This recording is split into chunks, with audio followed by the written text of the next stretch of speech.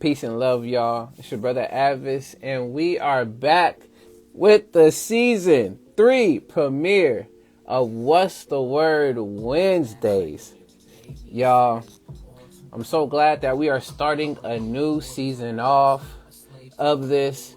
Thank y'all for being patient, as well as thank y'all for the support on the past 2 seasons, but we keeping this going. So again, I'm your brother A.D.V.I.S, and we are back with another What's the Word Wednesday, season 3, and we're back. This is the first episode. So, as we usually do, we're getting back to it now.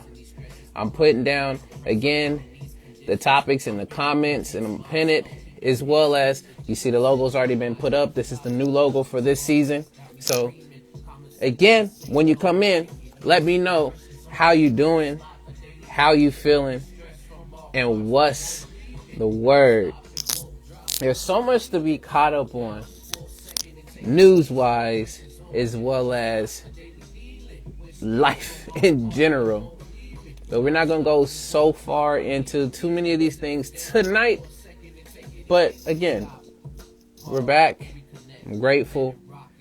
And let's get this, y'all. So we'll give it some time for people to come in, get used to us being back.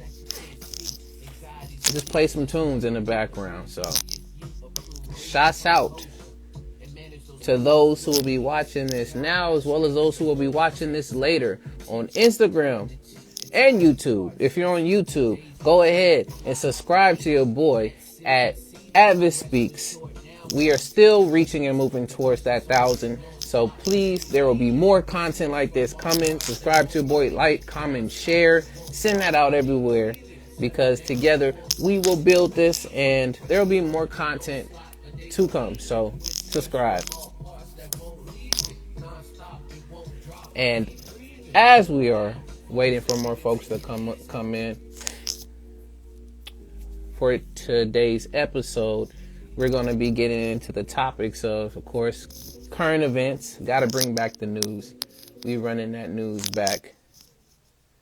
Second, we are going to be talking about the basics of life,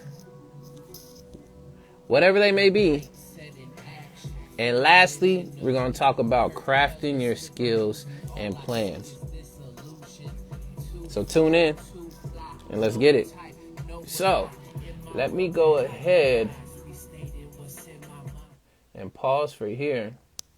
And you already know, even though we are back with a new season, we can't forget, of course, the show song. And soon this will have lyrics and words to it, so y'all won't have to worry about hearing me sing anymore. I know.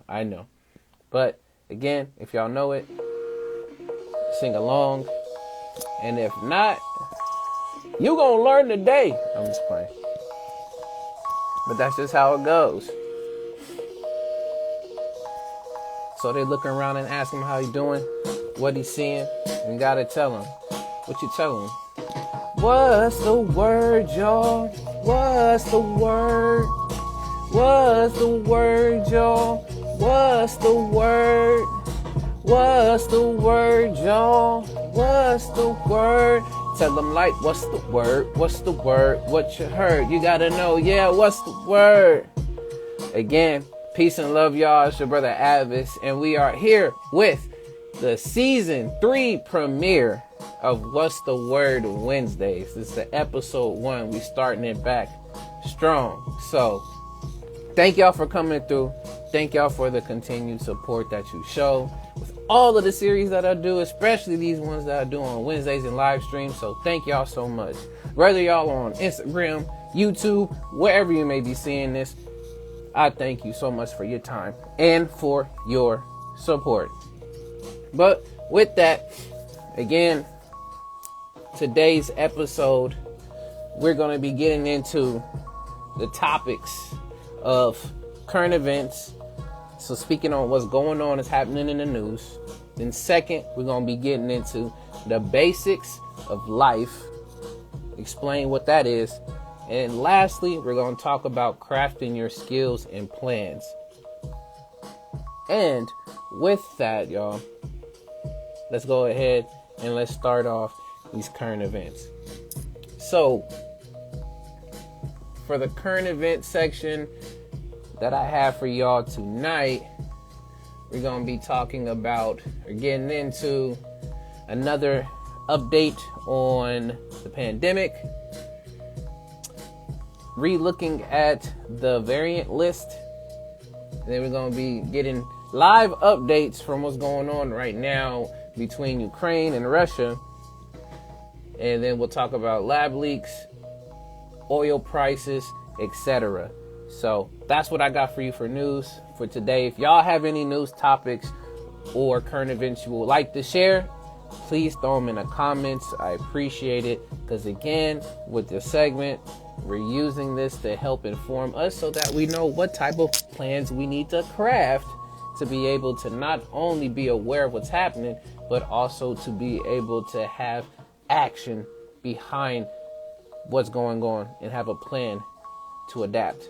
So with that, let's get to the first article, which the first article comes from CNN Health, and the headline reads, "New study brings BA.2 variant into sharper focus."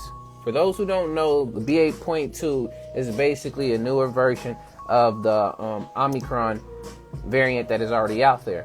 But again, I'm going to read. We'll see how much will I do in this particular case.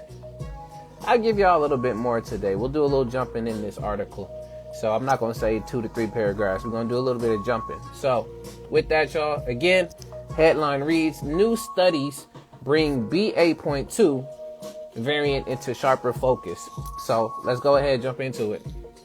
So it says, on the heels of a concerning new lab and animal experiment suggesting that BA.2 may be capable of causing more severe disease than the original Omicron variant or strain, 2 new studies are helping to show how well human immunity is defending against this strain in the real world. So let's see what happens with that. But there we go.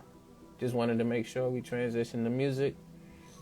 BA.2 is about 30% more transmissible than the original Omicron variant BA.1.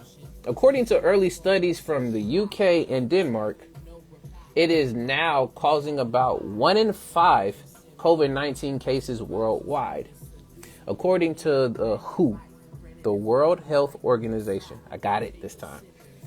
Even as COVID-19 cases have been dropping around the world, the relative proportion of cases caused by BA.2 has been increasing.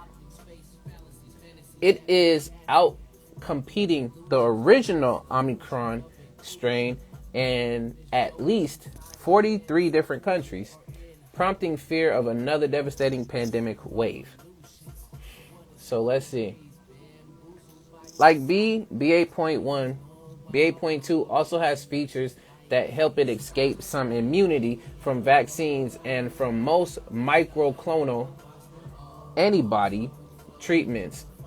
Though recent boosters, improved personal protection, and antiviral pills are still expected to work against this subvariant. So it's a subvariant of the regular. So almost like if y'all remember Delta, there is actually a Delta Plus. But they came to find out that the Delta Plus was less severe than the original Delta, and it disappeared.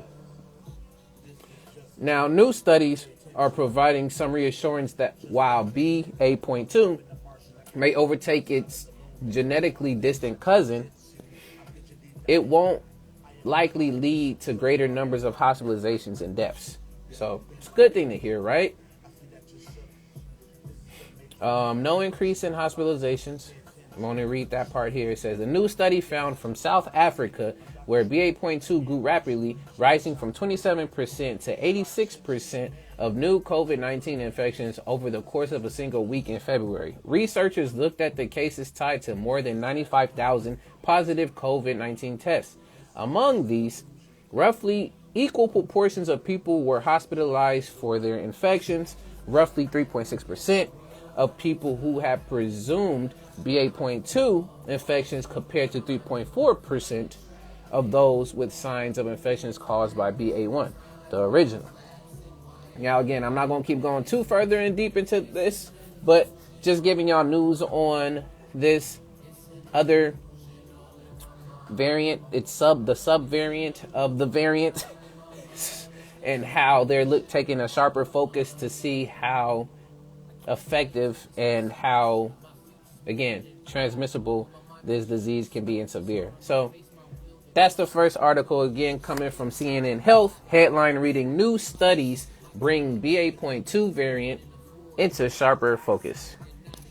Now, real quick, just so y'all can get ahead and know what's going on as well, y'all can always go on the CDC website and go into the tab of variants, and then you get to see variant classifications.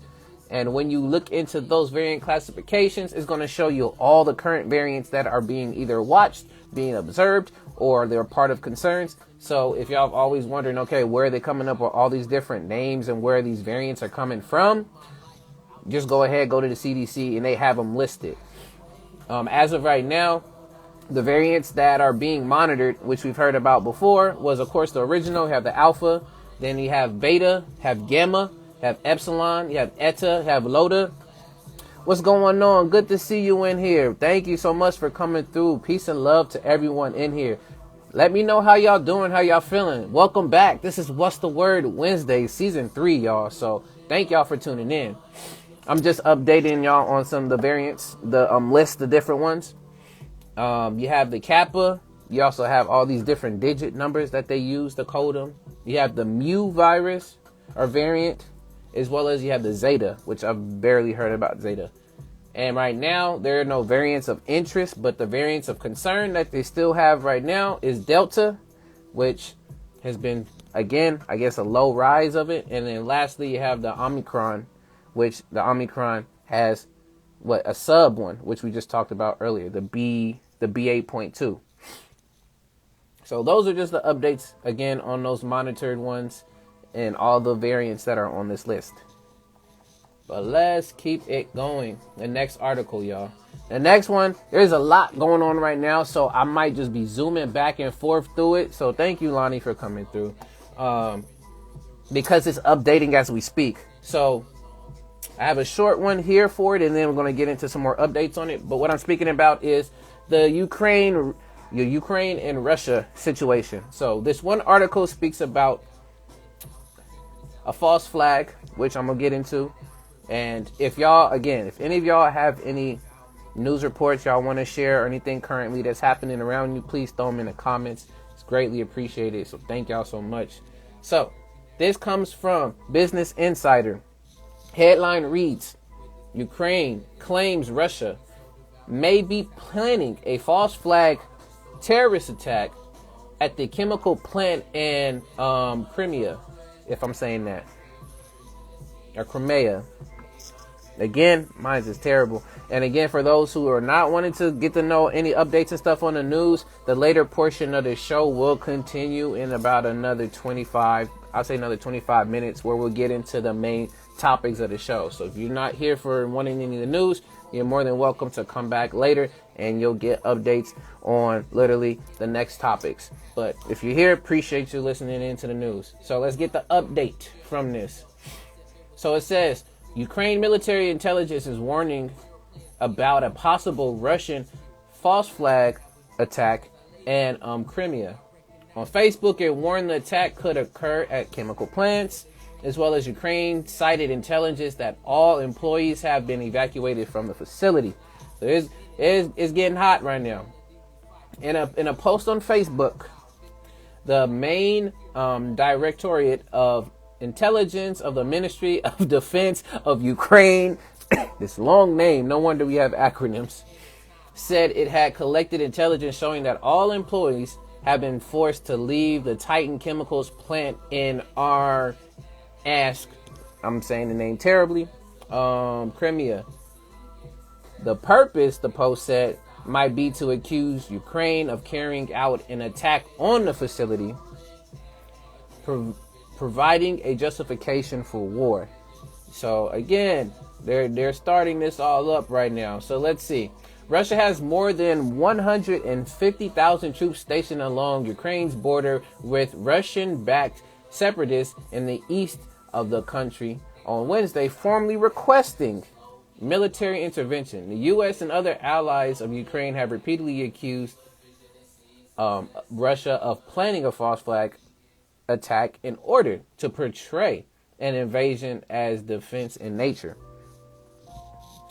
So that's this quick update here, but just letting y'all know now, there's been so many more articles that's been rolling in here on CNN. So I'm going to read some of the headlines, and I'm not going to get too further deep into them. But shouts out to the brother MC0 in the building. What's good, my G? What's the word? Let me know how you doing. So let's see, because the block is hot right now, man. So let me go back a little bit, y'all. I'm going to read a little bit of it. But see, it's another new update again as we speak. Like, y'all, this is getting ridiculous. And it's great to know what's going on again, y'all. But be mindful of how much of this stuff is going on right now. It's sitting next to the man right here. I know, bro. Y'all are both in there, man. I'm glad, Sabi. I'm glad you out there in Saipan, brother. Good to get some back to the motherland for you, or at least get back to, you know, where you're from, my G. So hope you digging it and chilling out there. And good to see all y'all in here, as well as Busy Balboa, another legend in the building. How are you doing, Busy? Good to see you. Right now, I'm updating y'all on this Ukraine and Russia situation going on. So I'm just going to read some headlines, y'all, but there's so much going on. So we got, going back an hour into this, it says aviation authorities restrict Ukraine airspace. So there is a lot going on in the airspace, as well as it said, Putin announces a special military operation in Donbass. So they're doing some special operation in Donbass as it began. Then 49 minutes now, CNN team reports explosions near the Ukrainian capital. So they're hearing these explosions going on. Then we get a little bit later, Putin tells Ukrainian forces to lay down their arms and go home. So they need to get up out of here. And they said Putin warned that all responsibility for any potential bloodshed will be on the conscience of the Ukrainian government, and said that he was confident Russia's service members will fulfill their duty. I don't know how. I want to know, where's all these news reporters just chilling outside near all of this madness, which I see one is, but who's in here asking back and forth Putin and Ukraine, their perspectives of what's going on right now? That's what I want to know. Like, literally updating this real quick. Next one. CNN team reports hearing loud explosions in Kharkov, Ukraine. Then another update. Putin claims Russia's plans are not to occupy Ukraine. I don't know what that is, what they're meaning by that, but that's what's going on. As well as the next update says Biden condemns Russia's unprovoked and unjustified attack on Ukraine. I'm not going to read, again, all of this here. I'm just giving y'all the live headlines as they're updating, because, again, there's another news update. Again, this next one says Putin calls for the demilitarization of Ukraine after announcing military action in Donbass. So they in there right there. That's what I'm saying. Another update, the UK ambassador to UN. Russia has been holding guns to Ukraine's head. Now Putin's finger is on the trigger. So they got a lot of things is going on, y'all. European Aviation Authority sends Ukraine airspace warning. So they're in the air as well.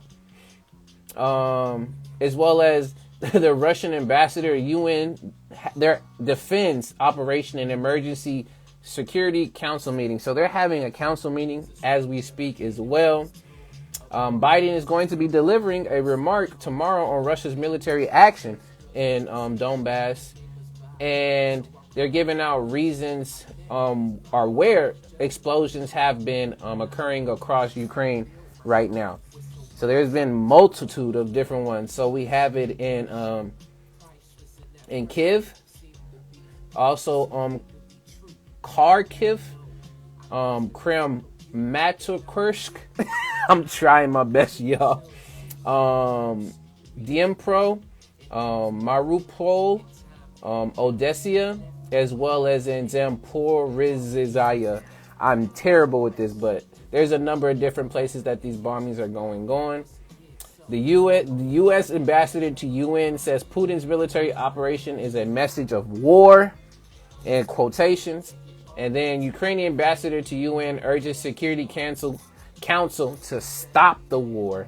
So it's going on. There's so much. I'm not going to. It's updating as we go. We could almost be here all night. But that's what's going on right now. The latest news with the whole Ukraine-Russia crisis.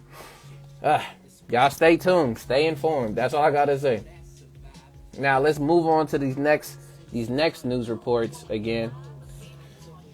And what we got is, this one comes from Fox News, and this headline reads, the UK government says lab leak is most likely origin of COVID-19. This is a report.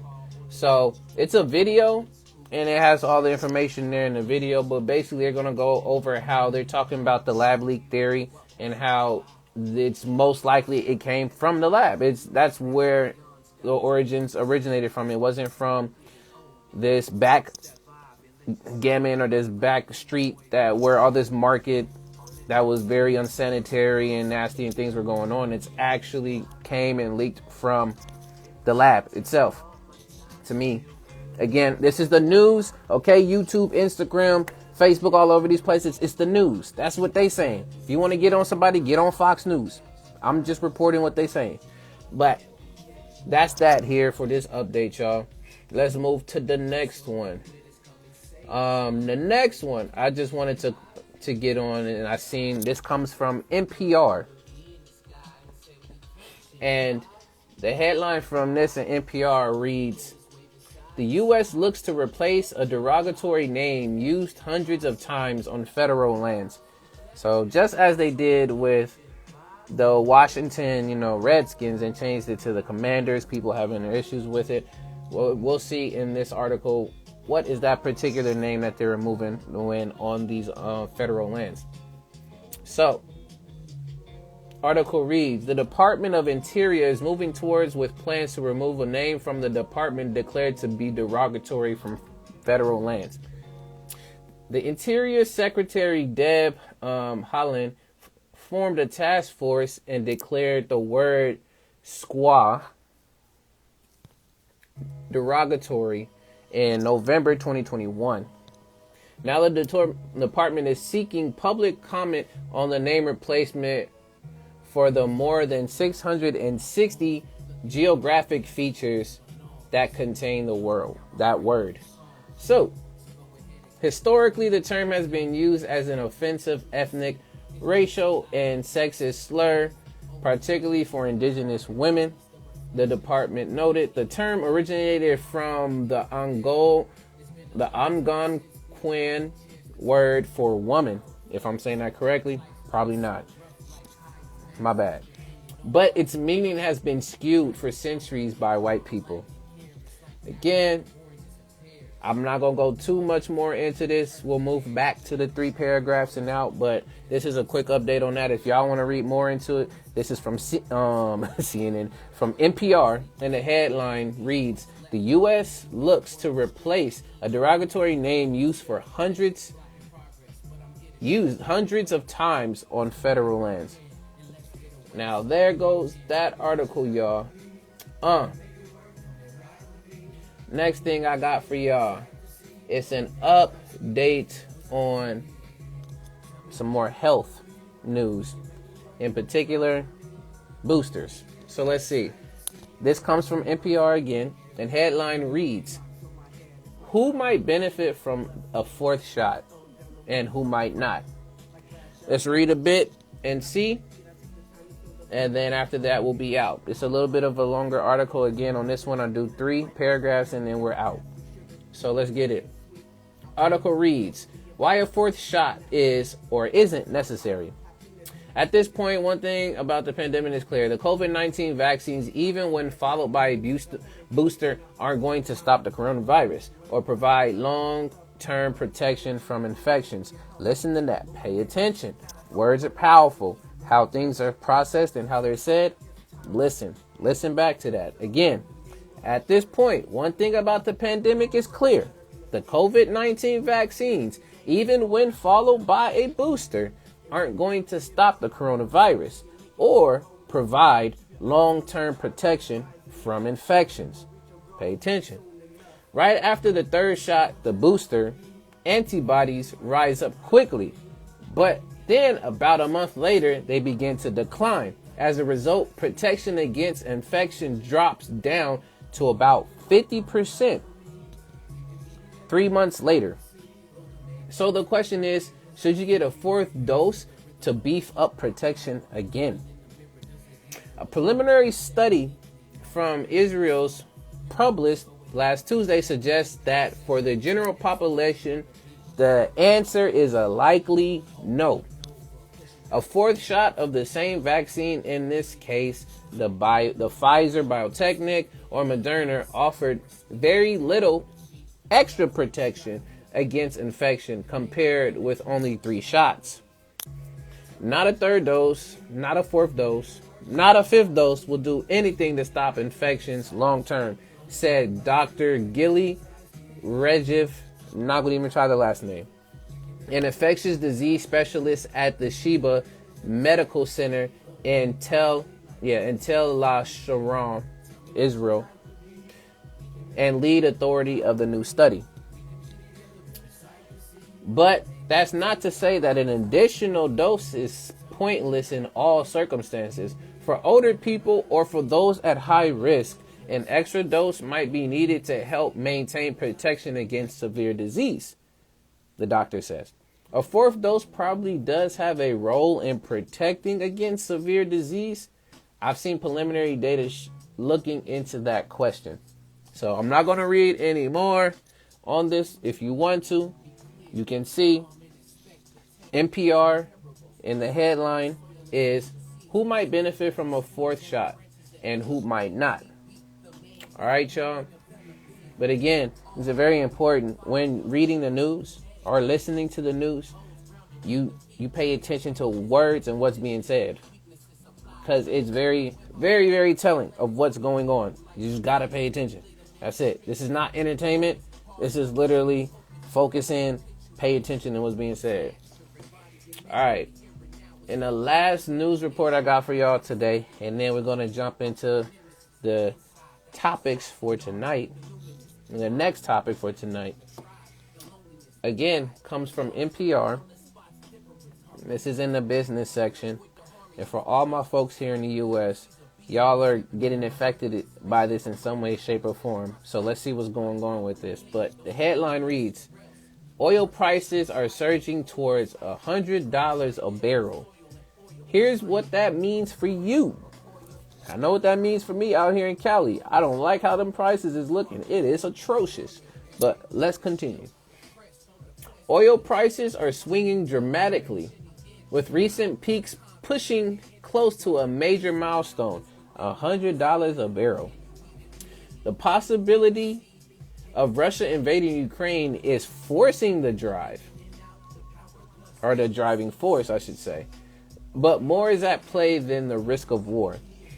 And complicating predictions further, the possibility of a deal with Iran is hovering in the background. Here's what to know. As crude oil prices hover within striking distance of the triple digits last seen in 2014. So I'm really thinking, what was the prices back in 2014? Was it this high? Yes, the tensions in Ukraine are a key factor. So Brent crude oil's prices surged to a high as 99.50 cents early on Tuesday after Russia said it was sending troops to eastern Ukraine. There is a considerable debate about whether that would constitute an invasion, though U.S. and European countries are drawing up sanctions.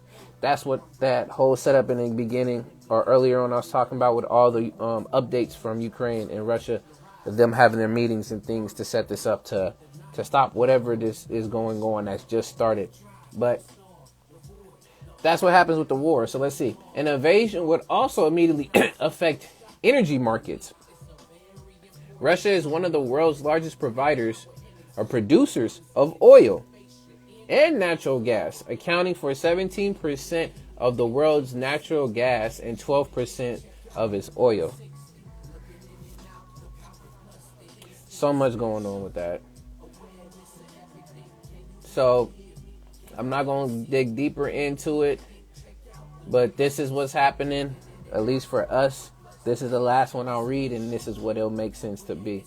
So, gasoline prices in the U.S. are averaging more than $3.50 a gallon, the highest average since 2014. If crude prices continue to rise higher, gasoline prices will almost certainly climb more.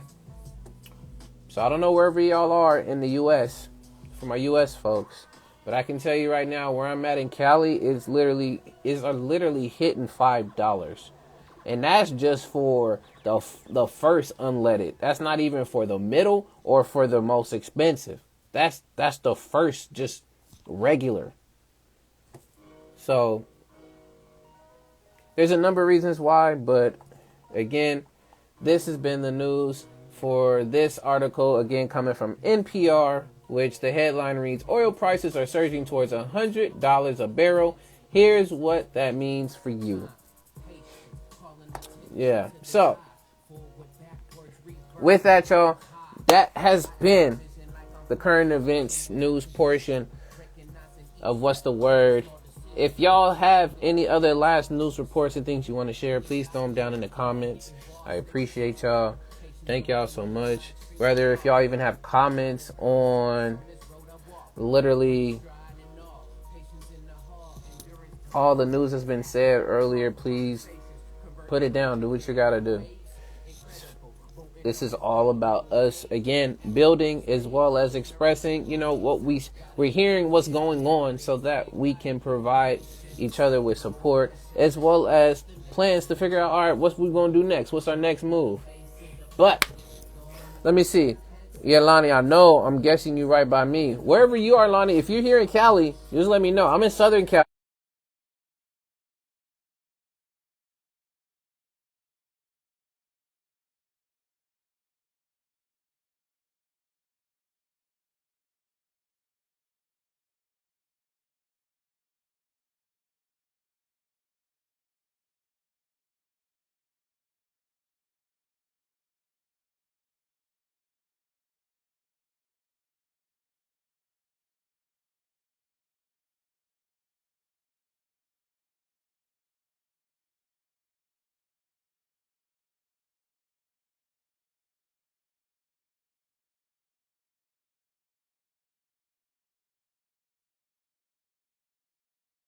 Even close to like Hollywood or any of that particular case, but I know it's even higher over there.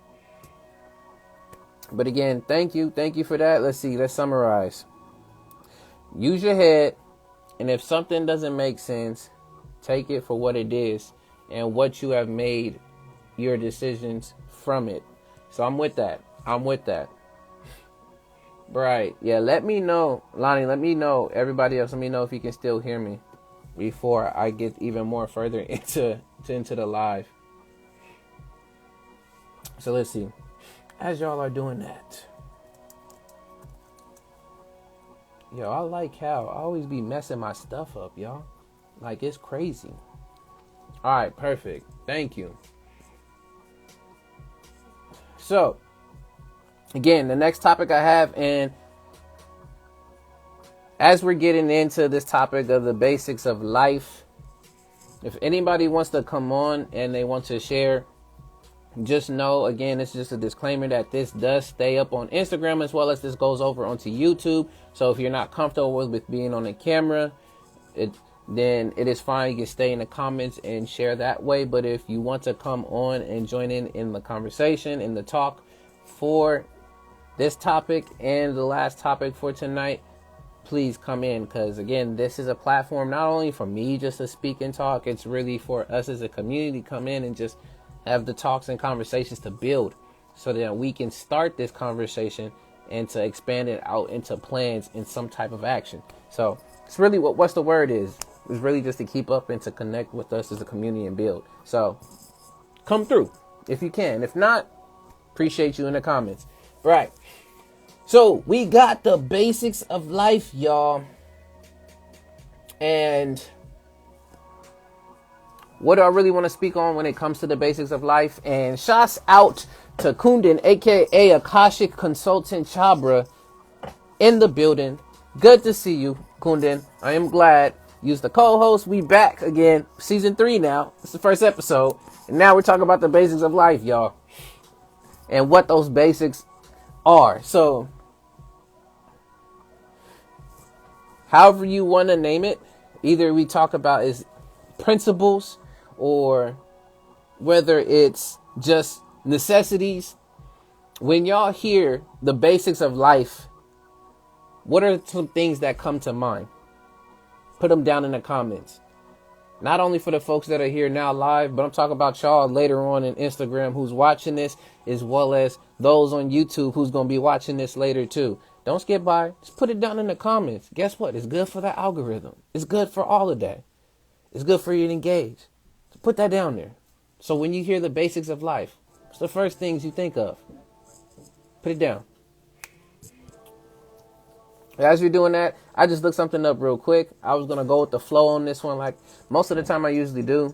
There's not really too much definitions that I want to share because if we know what basics is or what basic is, as well as we know what life is.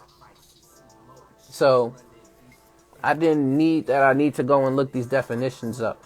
It's understood, at least the basis. We can go further around and, again, build from it, but the basic, the ideas, we have at least the foundation without even needing definitions.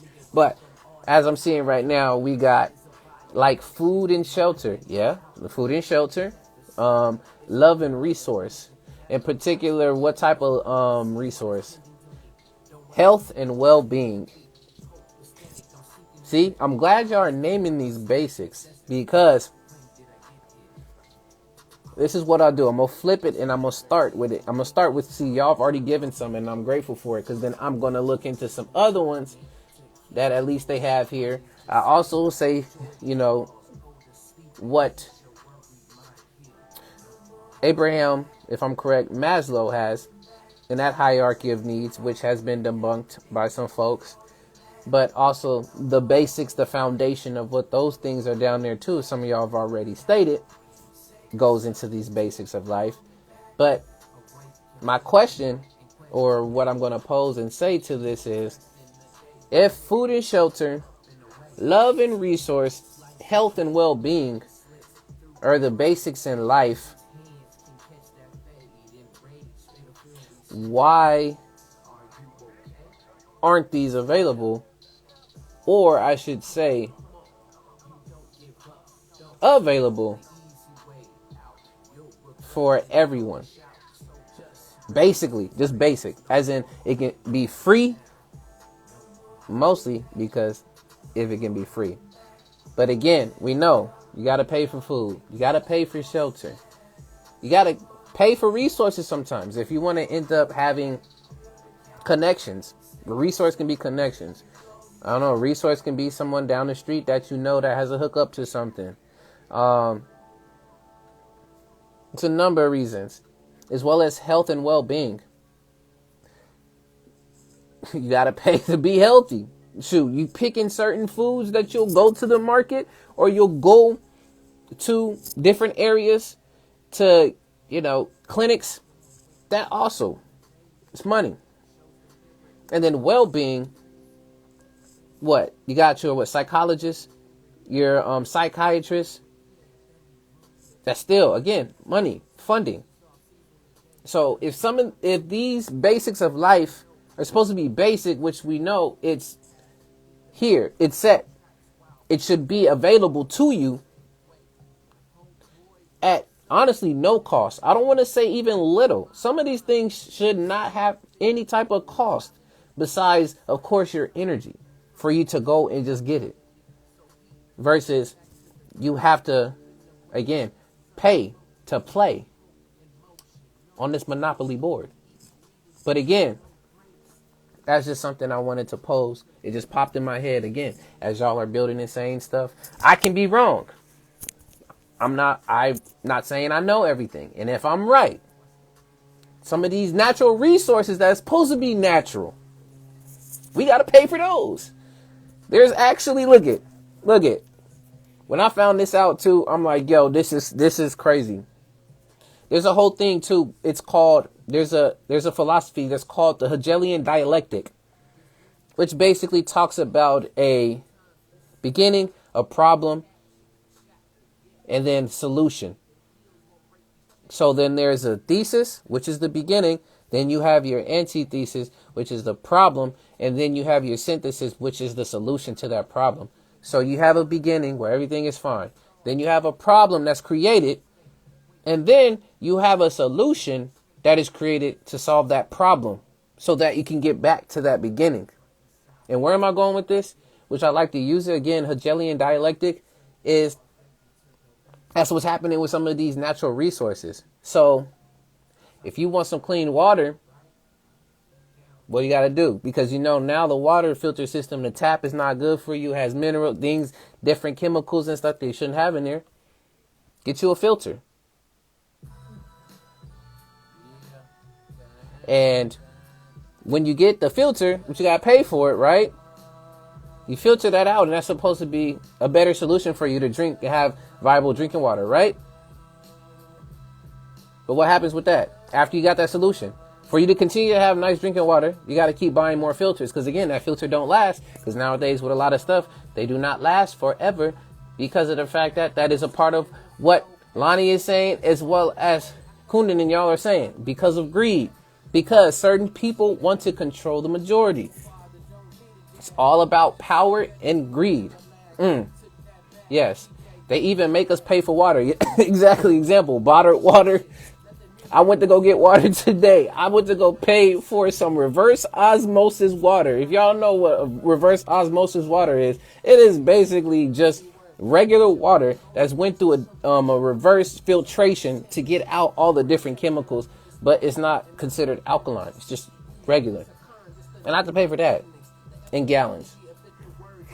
Saying there are now even cities in the world there where people pay for the very air we breathe. See, you're on me. Look at Kundan. Me and you are right now on the same page again. Because that's what I was getting at when I talked about this Hegelian dialectic in the beginning, a problem and a solution. There's literally not only just hookah bars, but there are air bars that you can go to get different types of quality of air. There are certain areas within the U.S. that the air quality is terrible and others that the air quality is great. Part of it is because of the natural green that is around, because the green, trees, plankton, different organisms like that actually help to provide more of the oxygen and why you can get a lot more breath versus a lot of industrialized cities where there's little urban spaces, or I should say green spaces, for that to be the case. So, yes, you're to a point where if you want to get you some quality air very soon and before, you got to pay up. That's funny. That's just commodifying everything that is sacred. I have a song that talks about that, y'all. No plugs for my songs, but again, just talk about the basics of life. And you're seeing how a lot of this gets tied into, like y'all were saying, the greed and the commodifying of so many of the resources that literally if you want to live and get the basics, you got to pay for the basics package. And why you even got to pay for a basics package? Well, because you're in a system that literally commodifies as well as capitalizes on every little thing. Unfortunately. But let's continue because y'all are going in.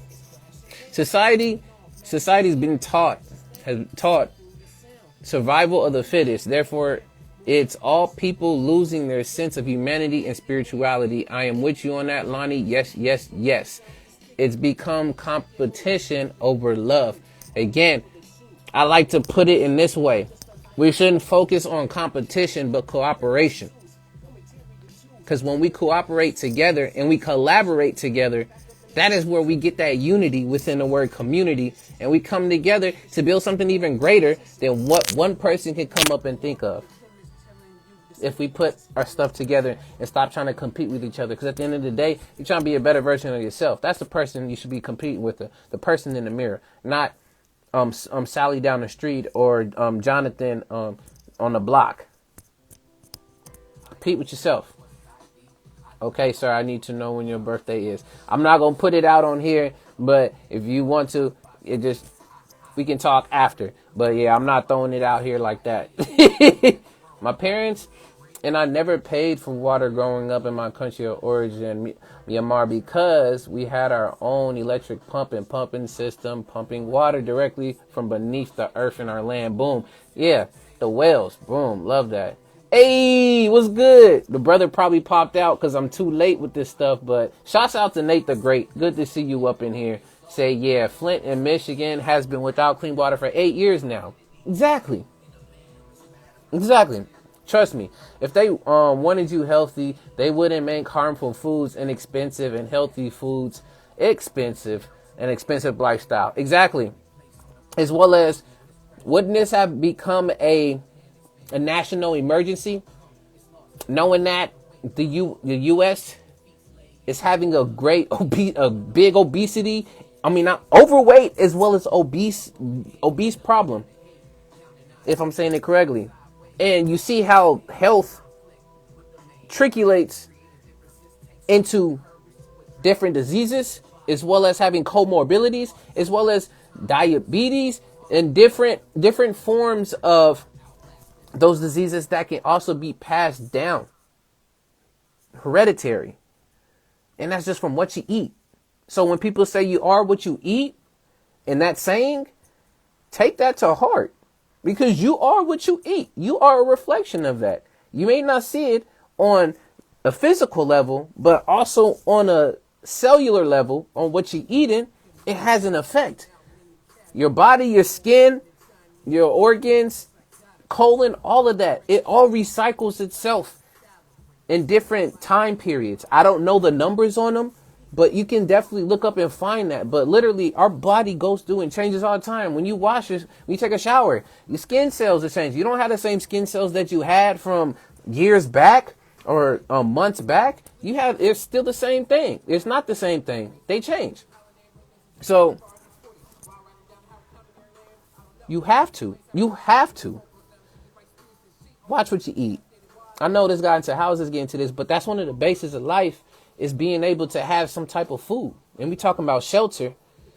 We talking about clothing, which a lot of people don't even have clothes.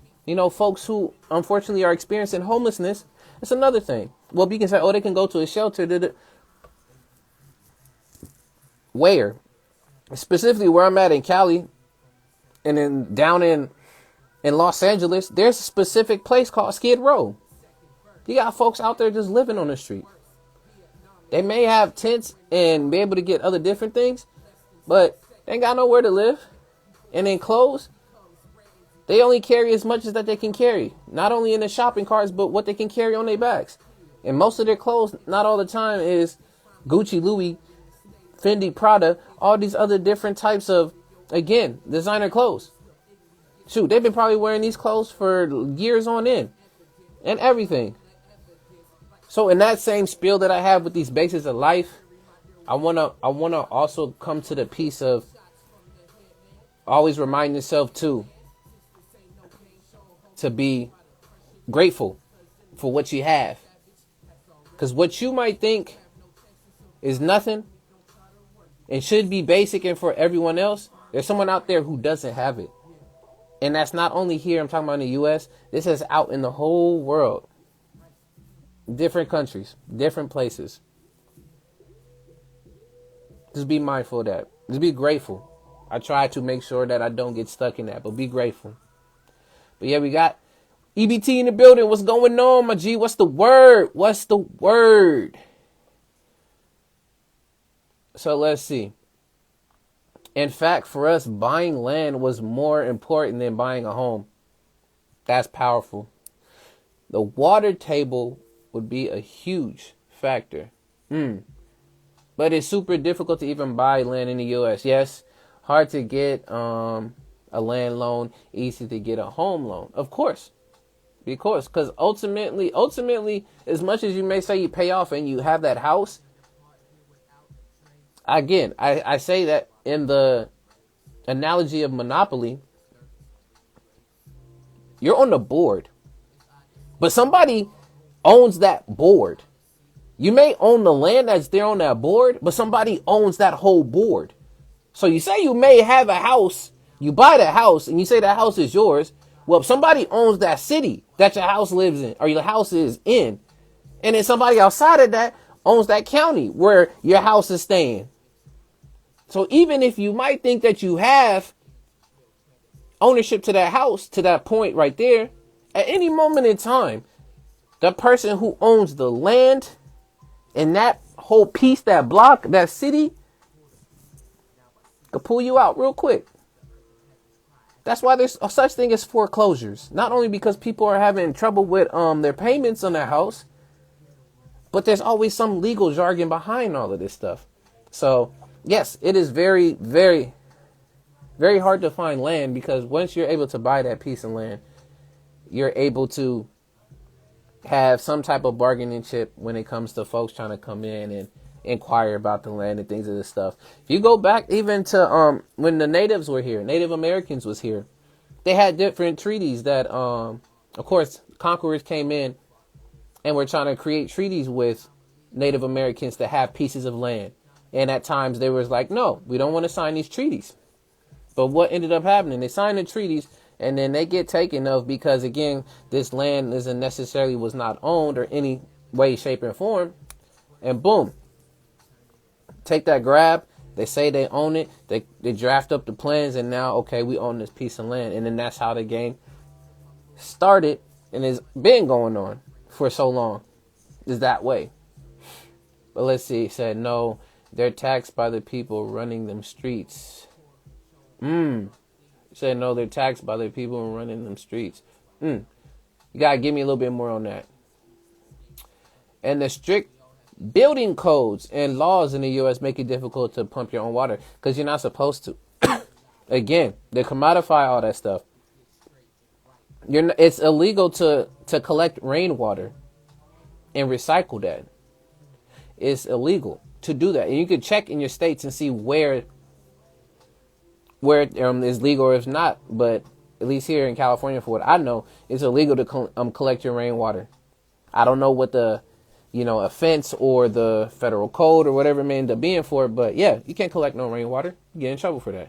Yeah, speaking, this is real. Boom, 100%. They need to get the root and stop trying to mask the symptoms. And that applies to everything. Yes. Yes, it does. It does. I will say this to y'all. One of the greatest teachers I've gotten to learn from, has been nature. Of course, my experiences, of course, all of you here have also been great teachers, as well as family, books, online resources. But one of my greatest teachers has been nature, and going out and observing nature and seeing how the natural aspect of things, and when you get down to the root of these things, you see how it's all interconnected. That's with everything. You can look at the pharmaceutical companies. You can look at lawyers. You can look at a number of different people who are part. I mean, you see that for you to make money, you got to be able to keep customers and people coming. So you always got to provide a solution to a problem, and that problem could be something you already created. Hello. What's going on, Kundan? What's the word? We are back. Yeah. Yeah, I was wondering, do we even own the land beneath the house when we buy a house? Technically, You know, technically, no. right? Yeah, Especially with the condo, right? I'm pretty clear we don't own the land beneath it because, like, I'm living in a condo that my uncle bought, but it's upstairs, and there are people living downstairs, gotcha. and they own that condo, right? And then there's Mm, there's another person next door. like you said, the condo is basically a fourplex, right? Yeah. And so we're basically sharing even this building. We're basically sharing the ownership with four people. Like we only own this part, you know. Yeah. And so clearly nobody owns, at least with condos, I'm pretty sure nobody owns the land beneath it. Yeah. Because what I'll say this, the reason why, and I'm just again making my own observation and putting my own Mm-hmm. thoughts into what we're speaking on is when I lived in Seattle, I heard about Mm-hmm. this. When I lived out there for a year, I was hearing about there's this specific dude. I don't know what his name was, but saying how he literally owned like a big chunk of Seattle, whether if it was like towards downtown or if it was more so in the very busy areas. There was this dude who ended up owning just the property in general.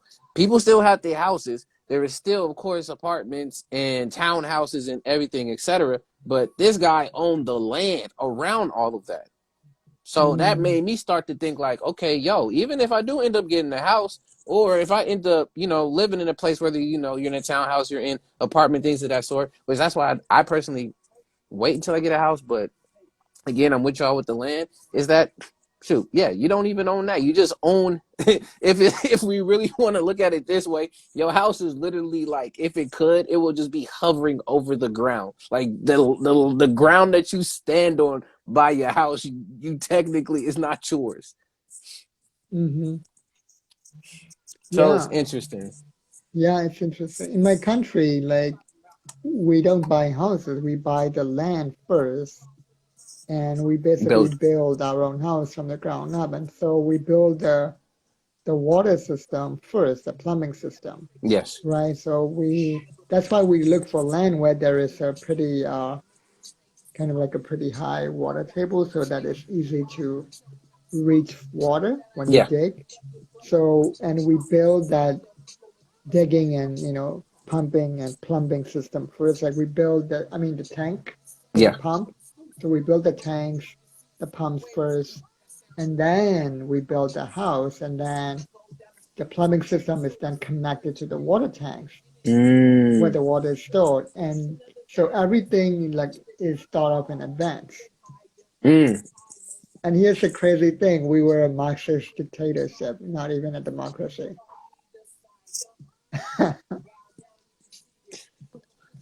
One of the other basic principles or something, and just basics in life you wish we used to have it was some type of common sense. But yeah, nah, you Yeah, would think when you're coming up with stuff like that would be the first things to do. But if this world hasn't showed you before, and shouts out to you, Kundan, is that a lot of the things that we do now is perverse. It's backwards. It's upside down. yeah, It's why would you? So if I it's like basically saying that yo, I want to be able to drive this super fast car, so hmm I'm gonna build and with the engine first. It's like you can't even start with the engine first. You don't even have the frame of the car. You don't even hmm have literally all those other components to start at least with that basic frame, that foundation. And you talking about I'm gonna have the engine first. Like, come on now. That's like you saying that's like me saying like as a kid, like shoot, I already want to learn how to jump off of walls and do backflips when I couldn't even literally run faster than like one of my friends. Like I can't do any of that stuff if I had to start somewhere. It's like the crawl, the walk, then the run, all of that stuff. But again, common sense. I don't know. hmm Not that common. But again, yeah, common yeah, sense isn't so common. Yeah, it's not. That's why I don't even like calling it common sense. And I don't want to say sense because it seems like not many people have that type of sense. Yeah, he said, hey, yeah, set the bar high. I'm just giving random examples. That's what I do. When I'm here building, we just come up with these examples on the spot. Kundan, once you get to know Kundan has a lot of just wisdom already set there. So for any situation and any hmm concept, come up and be like, oh, it reminds me of this. But speaking of getting back into it, is yeah. there any other basics of a life that pop out to you? that you want to add into that list we've been talking about? Yeah, just water, air, community, food, shelter, Yeah.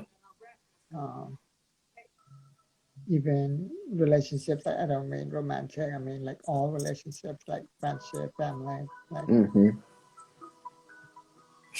She's heard before. Heard, yeah, and that's very true. Yeah. Cool. Then go ahead and explain that part too to Lonnie as well. hmm So let's yeah, see. like with relationships, they've even done studies of like some interesting towns and places in the world where you know they might not eat so healthy. They might. In fact, I think there's a specific community in Pennsylvania. I forgot the name. I think it's called Rosetto. It's an Italian community, and Mm, it's probably changed in recent years, but for decades, I think they had the least amount of uh, heart disease deaths nationally in the U.S. mm, But these people were eating a lot of, we were smoking a lot, drinking a lot, and they were cooking their food in lard, not even oil, but actual fat. yeah. And so they ate a lot of fat. And fat is like what, can cause, especially lard, is can really cause heart disease. But so there was a mystery, right? It's called the Rosetta mystery, where like they were like, what's up with these people? Are Mm, they like not getting heart disease? Not only not getting it, but it's like the lowest, right? yes. And and at first they thought it was genetics, and it wasn't. At first they thought it was geography, but it turns out like, they another town just a few miles over wasn't like that. Yes. So and and they had to just settle on one thing that was different from this town. It had a very close knit community of people. Like they all knew each other by name. They would say hi to each other uh, in people's houses or in the gardens when they Yeah. walk the streets. Hmm. So yeah, it has a strong amount of community and relationships. I definitely agree on that because when you come to this world, that's a few bases on that. Is as a kid, as a child, like you're hmm dependent on someone hmm outside of you. That's your mom. hmm That's your family. That's everyone that's there to watch and provide you. Again, I'll say to me another basis in life, but I could be wrong. Again, the security hmm is being able to have that source. I know it's again, life is a risk, so you never know. Something can always come up and happen, but ultimately, security is one of those things. I agree with the love portion as well too, because there's different hmm studies that's been done Yeah, in psychology about the different attachment styles and about how yeah. children being able to build connections, which hmm that's one vital thing as human beings is we like to connect. So that's why having that security, that secure attachment to be able to build into knowing how to love yourself and love other people is vital and important when it comes to the community and having. So they said like if hmm a child doesn't Yeah, receive that type of affection or that type of attention for like the first 1,000 days, supposedly there's they died. They've done a study on that. It's probably illegal in modern times, but back in the day they could do it where they did a study on orphanages where the control group received a lot of touch, and the other group that they were studying just didn't receive, any affection, any touch, and they I think they died. The babies died within the first year or something like that. yeah. I do remember you talking about that specifically, and I think that's where I was also thinking of for the example. Yeah. Yeah, I This actually was include love under, that community and relationships. Like the reason why I don't emphasize it too much is because even that's been used to, gaslight racialized people, right? yes, And there's this powerful quote by Bell Hooks that's like a rebuttal to that when she said there can be no love without justice. yes. Exactly. Boom. Look it, and I love that you brought not only you brought that point up, Kundan, but also Lonnie just brought up the point too, is that they've done it with living organisms like plants. Yes, because if you really want to think Exactly. about it, we talk about getting to the root of things. What else has a root? You got plants. Hmm. That's why, for me, when I said earlier that nature has been one of my best teachers, is because that's a lot. You observe nature and you watch, you come to figure out a lot of the ecosystems that are outside of us are actually just basically we are replicating what we're seeing from the outside and creating it again, man-made of this stuff. So literally, plants Hmm. need water, they need sunlight. That's something I didn't get to tell you. That's another basis of life, man. We need some sun. Even if it's on a cloudy day, guess what? You still getting Yeah. sun. Even on a rainy day, you still getting sun. On a cold day, you're still getting sun. It's out, it's there. You may not get to see Yeah, I it, but think it's they've done there. study on plants too, where if you sing to the plant or say loving words and Yes. affirmations, they grow Yes. better. Yes, Yeah. it is very true. You can YouTube that, y'all. It's the plant Hmm. experiment, the love, hate, and don't do anything Hmm. experiment. You look that up. It's there. It happened. Hmm. I've seen it, done it a number of times. I've had experience, and I'm gonna say it again. I had experience with doing something of that sort, and a plant, or I should say, a flower, actually bloomed right in front of my face, right when I kept saying to the flower Oh, that wow. you know it's like you're beautiful, this and that, you're going to grow, you're going to be as a kid, and the flower just Hmm. grew right in front of my eyes, and I literally tripped out because that's what my mom told me to do. So Wow, again, that's amazing. that has to do with not only just the energy but also the frequency and vibrations of things. But again, it's getting those basics of life. And shouts out to Clever Android. I know you just popped in real quick, but shouts out to Hmm. you, brother. Good to see you in here.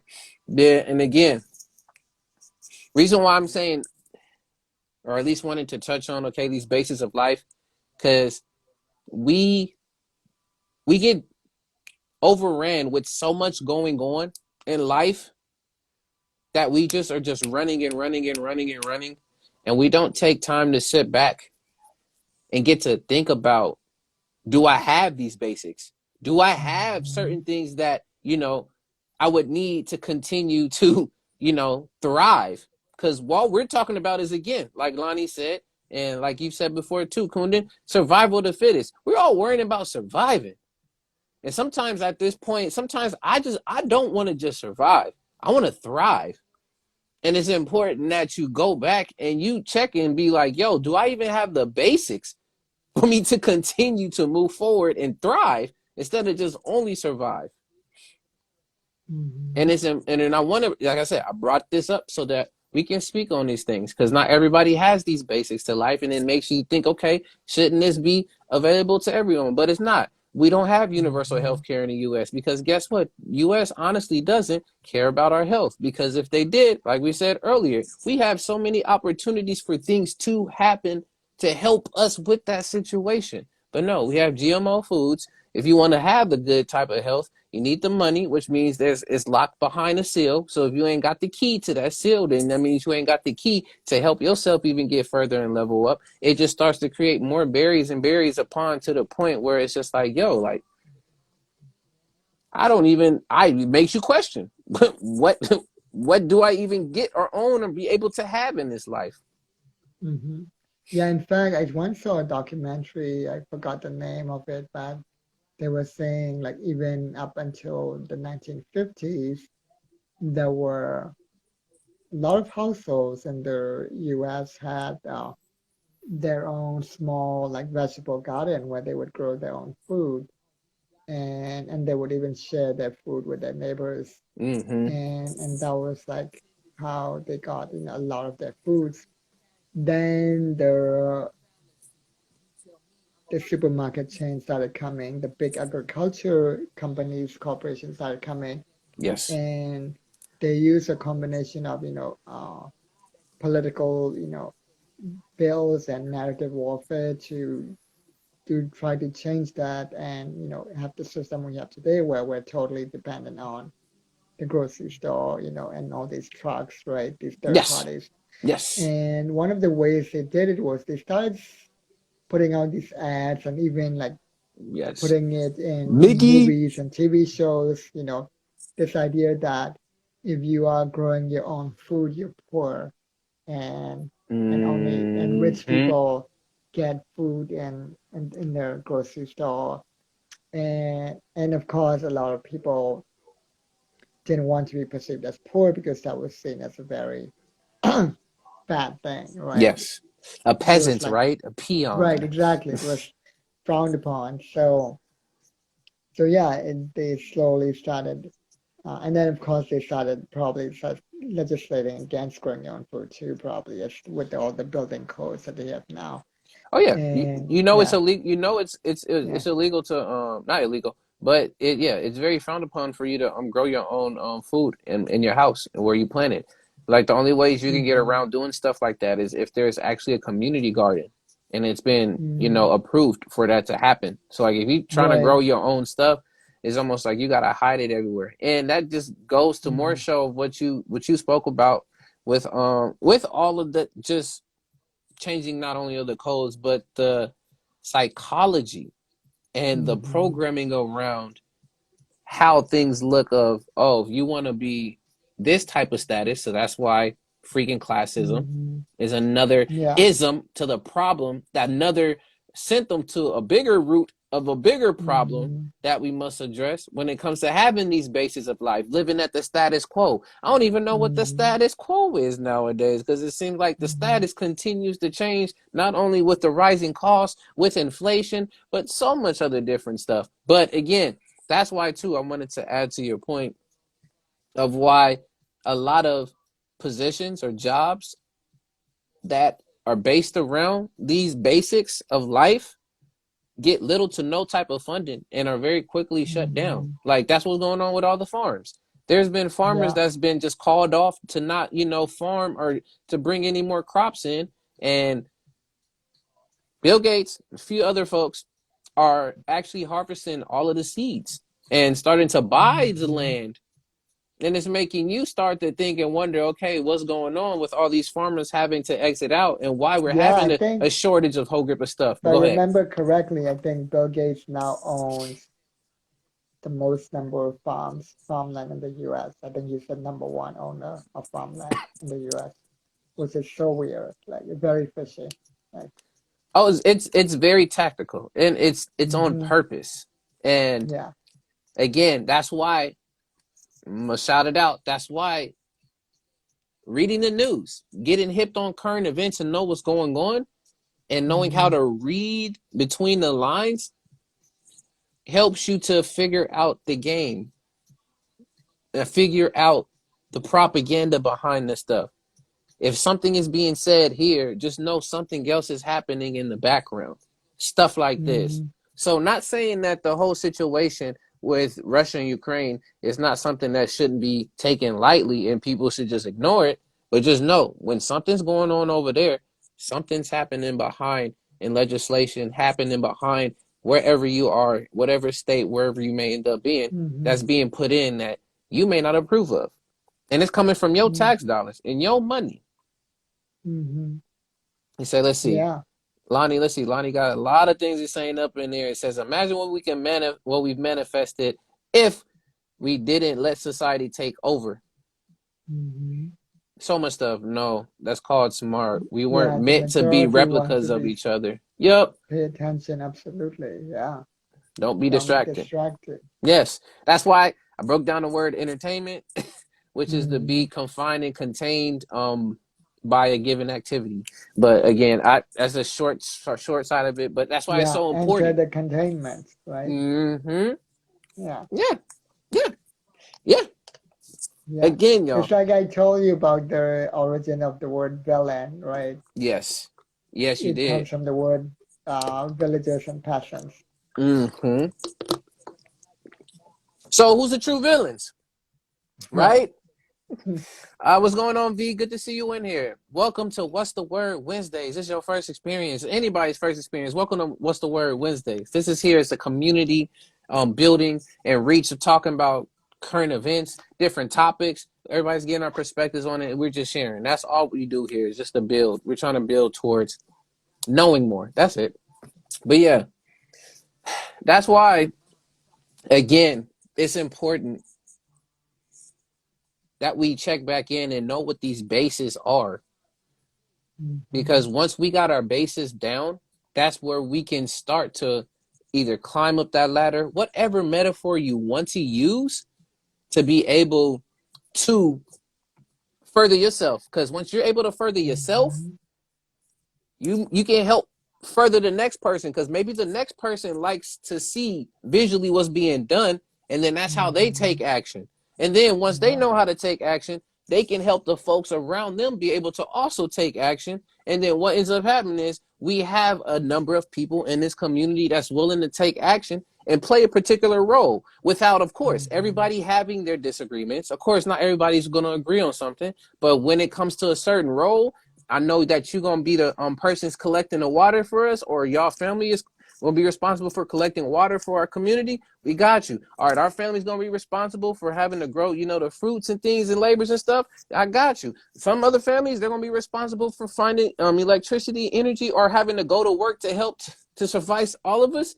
Got you. But again, you want to know, and we've talked about it before. One of the reasons why a lot of this would not and does not work is because we have been force fed, we've been programmed, we've been domesticated on so many different ideals. One of the biggest ones is individualism, that I can do it on my own, that literally Mm-hmm. I am a self starter, I'm self made, which in actuality, if you were self Mm-hmm. made, then I guess you are the next reincarnation of Jesus or whoever else you is. Like, you just born up out of nowhere, because you was definitely not self-made. You was made by two people, Mm-hmm. and those is your I think parents. you can, yeah, that's exactly, the vision. Like, and I think, you can grow a little bit of your own food at this point because I know my neighbor across the street has a lemon tree, and she shares so much of her lemons with us often that I don't even have to buy lemons anymore, which I actually use a lot. And then she also has a bunch of mint plants, mint leaves, Yes. and that she grows. And I used to live in a house, in a home that the land had a lemon tree and an avocado tree. Oh yeah. So during that time, I was living there for about 6 months. I never had to buy avocados nor lemons. I would just pick the avocado from the tree and the lemon from the tree. Yeah. Oh, for look at again. That's what I'm saying. I'm putting it out there because again, that's what's being said to us But on the if we all TV. grow like different Yeah. fruits and vegetables, then we Yeah. can share with each other. Yes. And yeah, And there's a loophole to everything. yeah, There's a loophole to yeah. everything. I mean, once upon a time, again, that's why I think it's to a certain limit of how much stuff you can technically grow. But to Mm-hmm, a certain time, I used to have a apricot and a peach tree in my backyard, and literally mm-hmm, every fall, winter, spring, wherever it was, that tree would grow. And literally, if I mm-hmm. wanted some fruits, man, I had some peaches, and then my mom would Exactly. take the peaches. She'll give them to my Mm-hmm, grandmother. My grandmother would make jam out of the peaches. So if I wanted to have some jelly and toast, like we got is naturally made from the peaches my grandmother made and put there. exactly. If I wanted some plums, my auntie actually had a plum tree. So I would go to her house and go get some plums. And the same thing with the lemons. She still does have a lemon tree. So you go there and we get the lemons. My grandmother had a neighbor next door that has an avocado tree. So when the avocados be Mm-hmm, falling over to her side, she got avocados. So a lot of the houses have like had these plants for years, if not, mm-hmm, going on in. But what I'm saying is you start growing a multitude. So like you have a whole setup, like you got squash, you got you mm-hmm, some greens going, you maybe got some watermelon, you got like a whole harvest of food happening in your backyard or where you're at. You got to be mindful and careful of, again, if those certain codes is like prevent you from having a certain amount, which is crazy. mm-hmm. Again, like I said, that's why some places there are community gardens that goes around some of that Yeah, there's legal. also vertical farming now. There is a company called Juice Plus, but I'm sure you can make your own too. Yes. But they actually sell a system where you can grow up to like 30, 30 different plants and mostly green leafy vegetables. Uh, in there. So it comes with seeds, it comes with the water nutrient systems, like everything's like included. Uh, Mm. and they sell it for about 500. I think they offer payment plans as well, like $50 a month for 10 months. And but I looked it up online and I noticed you can kind of make your own that's cheaper, like your own like vertical farming system as well, using like used water bottles and things like that, or water jugs. Yeah. Hmm. It's the next step, y'all. There's so much Mm-hmm. information out there. So I mean, Mm-hmm. the time is now. Time is of the essence because before a lot of this information gets lost in the algorithms of social media, look for this stuff and find it. But Mm-hmm. again, that's why it's important to be aware of what are the basics to you and how do you continue to live and provide for yourself with those basics. So I'll do this real quick for myself during the time that I haven't been working, which now, I mean, I'm working, but it's like an on and off type of thing. I would always ask myself or tell myself, do I got food? Do I have water? Do I have shelter? And do I have clothes? If I had those Mm-hmm. four things, at least just those small basics, and I'm not talking about relationships, everything else beyond that. I mean, that for me, that's already understood for myself where I don't have to say that. I know that's there. But for those four things as a reminder to myself, that's how I know at least I'm able to survive the day. And I'm able to find Mm-hmm. some way to thrive past the days. I got those four things. I may not got the money right now, but at least I got something where I can have some type of source for food, some type of source for shelter, some type of source for water, and I have something that I can wear. And if I had all of Mm-hmm. that, again, I know I'm almost above ground when it came to living. And that's just Mm-hmm. always, again, my reminder to help at least me keep pushing. But ultimately, yeah, these Mm-hmm. basics of life, depending on what you feel is basic to you, be mindful and be grateful for what those are because not everybody has those things, like I said before. Yeah. Mm-hmm. Anything else you want to add to that? Yeah, it's, even health, losing is such a basic, but like you don't know what you miss until you kind of lose it kind of thing, which is what I felt when I Mm, was sick for quite about a month. And it's so expensive. It should be free, and it's so expensive to reclaim it because, you know, like I don't have insurance, but even people who have insurance, like my uncle, with certain things, they don't even provide treatment. Like like he had COVID, and there was no treatment, right? yeah. Uh, and And so for me, I wasn't even sure what I had. I thought I might have that, but it turned out I tested negative, so I didn't have it. But, I had something, and I had to figure out my own way, like experimenting with Mm, buying different kinds of medicine, supplements, and things like that. And finally, I bought yes. What's up, Qualia Luscious? Immune. Qualia Immune is the last resort because it's so expensive. I think their 1 month supply is like 28, really a 28-day supply is like $99, right? Yeah. Uh, and I emailed the company for a discount code, which they offered. I think they gave me like $30 off or something.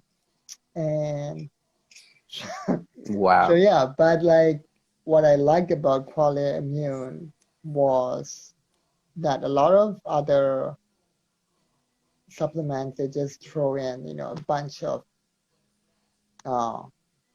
a bunch of ingredients, right? Yes. Because they're good for you, right? What Qualia does with all of its supplements, including immune, is that they take into account how those ingredients interact with each other. Yes. Got to. That's how it's formulated, Yes. and as well as how they interact with your body, right? And so there's a very systems approach, which is like brilliant. And so it turns Mm, out I became better only when I started taking quality immune. Like that was like pretty much the only thing that truly like helped me. Everything else wow. helped a little bit, like taking garlic supplements and things like that. But that was like the what I finally really needed. Mm. And I'm glad you brought that up too. And Luscious, I'm sending you good vibes and healing energy. I'm sorry that you're in pain right now. And see, what's important from that, and speaking of honestly what you said, when you don't really not only admire, but you don't really think of how things are precious until there's gone and you don't have Mm-hmm. it. Mm-hmm. It's very important that we also, again, please read what you are eating or what you are Mm-hmm. buying or what you're getting, because nowadays Mm-hmm. these companies, for them to be different, they slapping all of these labels that we wanted to put on, things. Mm-hmm. They're just slapping them carelessly because they can go through on different loopholes. Man, they put on the Lay's chips that they're gluten free, that they had this free and that free. And I mean, you can still read on the back, and it's like, yo, look at all of this stuff that's in this thing. So they just throwing It's got whatever they other want. stuff that's bad. Yeah. Yeah. So it's again, when you start making random mixes and concoctions of stuff, it doesn't you don't take into consideration the whole balancing act and the whole Mm-hmm. composition that needs to be added for it to not only be broken down into your body, but just think about it like this. If we were building a house, would it make sense for me to build half of the house steel and then the other half wood and then make the roof a leaf roof? Mm-hmm. Is that Yeah. would that be sound construction? No, that wouldn't. Exactly. And that's what's going on with all of the products and things that we're getting at times. It's that they throwing whatever. They throwing Hail Marys into your food. And you don't Mm-hmm. even know. It's just like, maybe this might work. Maybe this might work. And another one, I'll say this. Again, this is stuff from the news, okay? Instagram, Mm-hmm. YouTube, and Facebook. Don't get on me about this. You can go get mad at CNN. You can go get mad at Fox. Go get mad at them. But even they've been playing around with all of these shot concoctions. They're talking Mm-hmm. about, if you got a Pfizer, you can also get a Moderna. And then if you mix a Pfizer and Moderna after a while too, they're figuring out if that would work or not, if it can show, some type of That's so immune weird. build. Yeah. And they've done it and they've said that it supposedly does, but it doesn't work with Johnson and Johnson, which, did y'all notice now that Johnson and Johnson has actually recalled, and if not, they stopped production of their vaccine? That tells y'all Mm-hmm. something. No. Again, all these things, just stone concoctions, things just put in there. So please, if there's somebody serving you food on a platter just randomly coming up to you, please be mindful. Don't just Mm-hmm. grab for it and eat it. Ask. And if they get mad that you ask and they're like, well, you're blocking your blessing because you not want to take this and it was free. To be like, well, it's okay. Pass it on to the next person. I'm good. Mm-hmm. You see. Yeah, I always look at the ingredients. It's really important. That's what also mentioned in the book, the one I told you So, about. I yep, highly recommend it. How yep, to Make Diseases Disappear by Dr. Rangan, I think Chatterjee. He's an Indian doctor, and he talks about the five pillars of health. And my I love the nutrition part because he really simplified it, right? Because there's yeah, so much confusion and contradictions, like people are recommending nowadays, like, high carb diet, high fat diet, and they're all fighting each other. And he was like, none of this actually matters. Just keep it simple. Like, don't eat processed food. yes, Uh, and if you do eat processed food, look at the label and make sure there are no more than five ingredients, exactly, and and make sure you actually understand those ingredients, that you can recognize the names. They're not like weird, scientific names. Like you can, if you have to be able to recognize those yeah, five ingredients, and that's it. And if you can, make your own food, because then, so he said, if you make your own food, then the five ingredient rule doesn't apply. This only applies to processed foods. yes. And I'm glad you brought that up because that was also another, at least note too, with Dr. Sebi. Dr. Mm, Sebi and his methods and stuff of what he was eating and what he's giving to people was that literally if you can't spell it, you can't pronounce it, or if it's more than, like you said, 5 ingredients, he said something very similar to that, that you shouldn't be eating it. And again, yeah, Lonnie, thank you for bringing this point up too, Lonnie, because I remember seeing an article about this years back. She said, yep, in a lot of countries have the same foods, but they actually have more regulations to what BS they're allowing to put in. Yes, the UK has banned exactly. certain different food products that we have over here that are known Mm-hmm. carcinogens, which can cause cancer or some type of defects to us.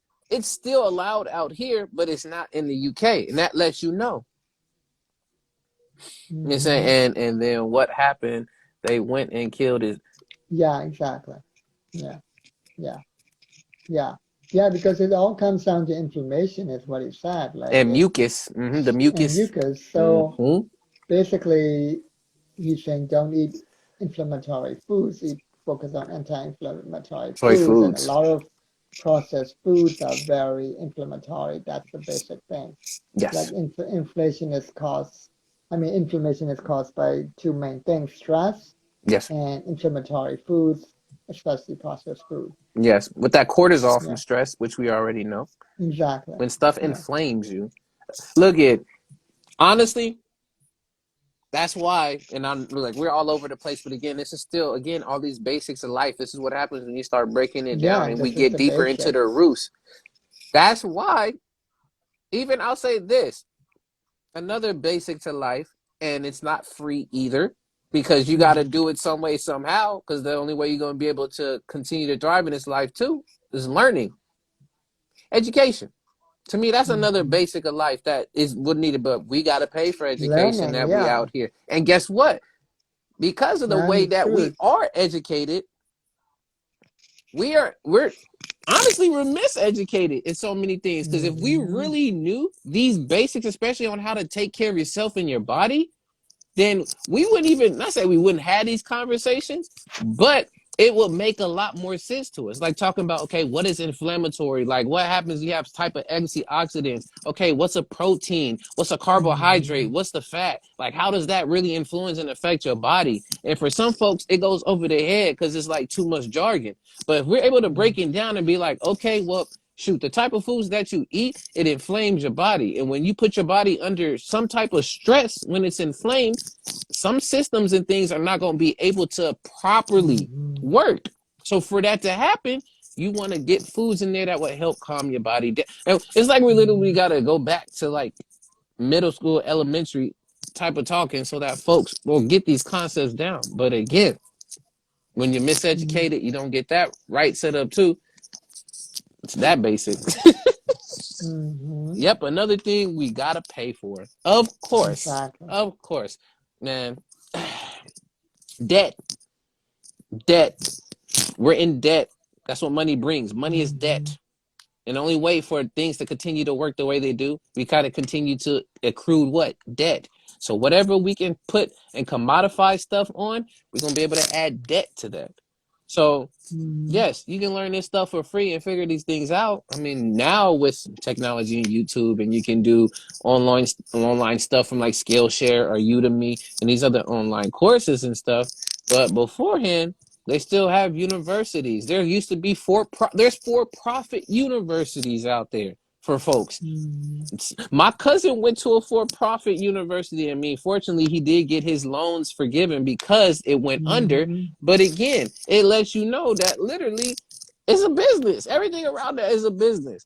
And they're commodifying all of our basic life needs, or these basics of life. They're commodifying it because of the fact that they right now they know they can get away with it because the way they sell it to you. Mm-hmm.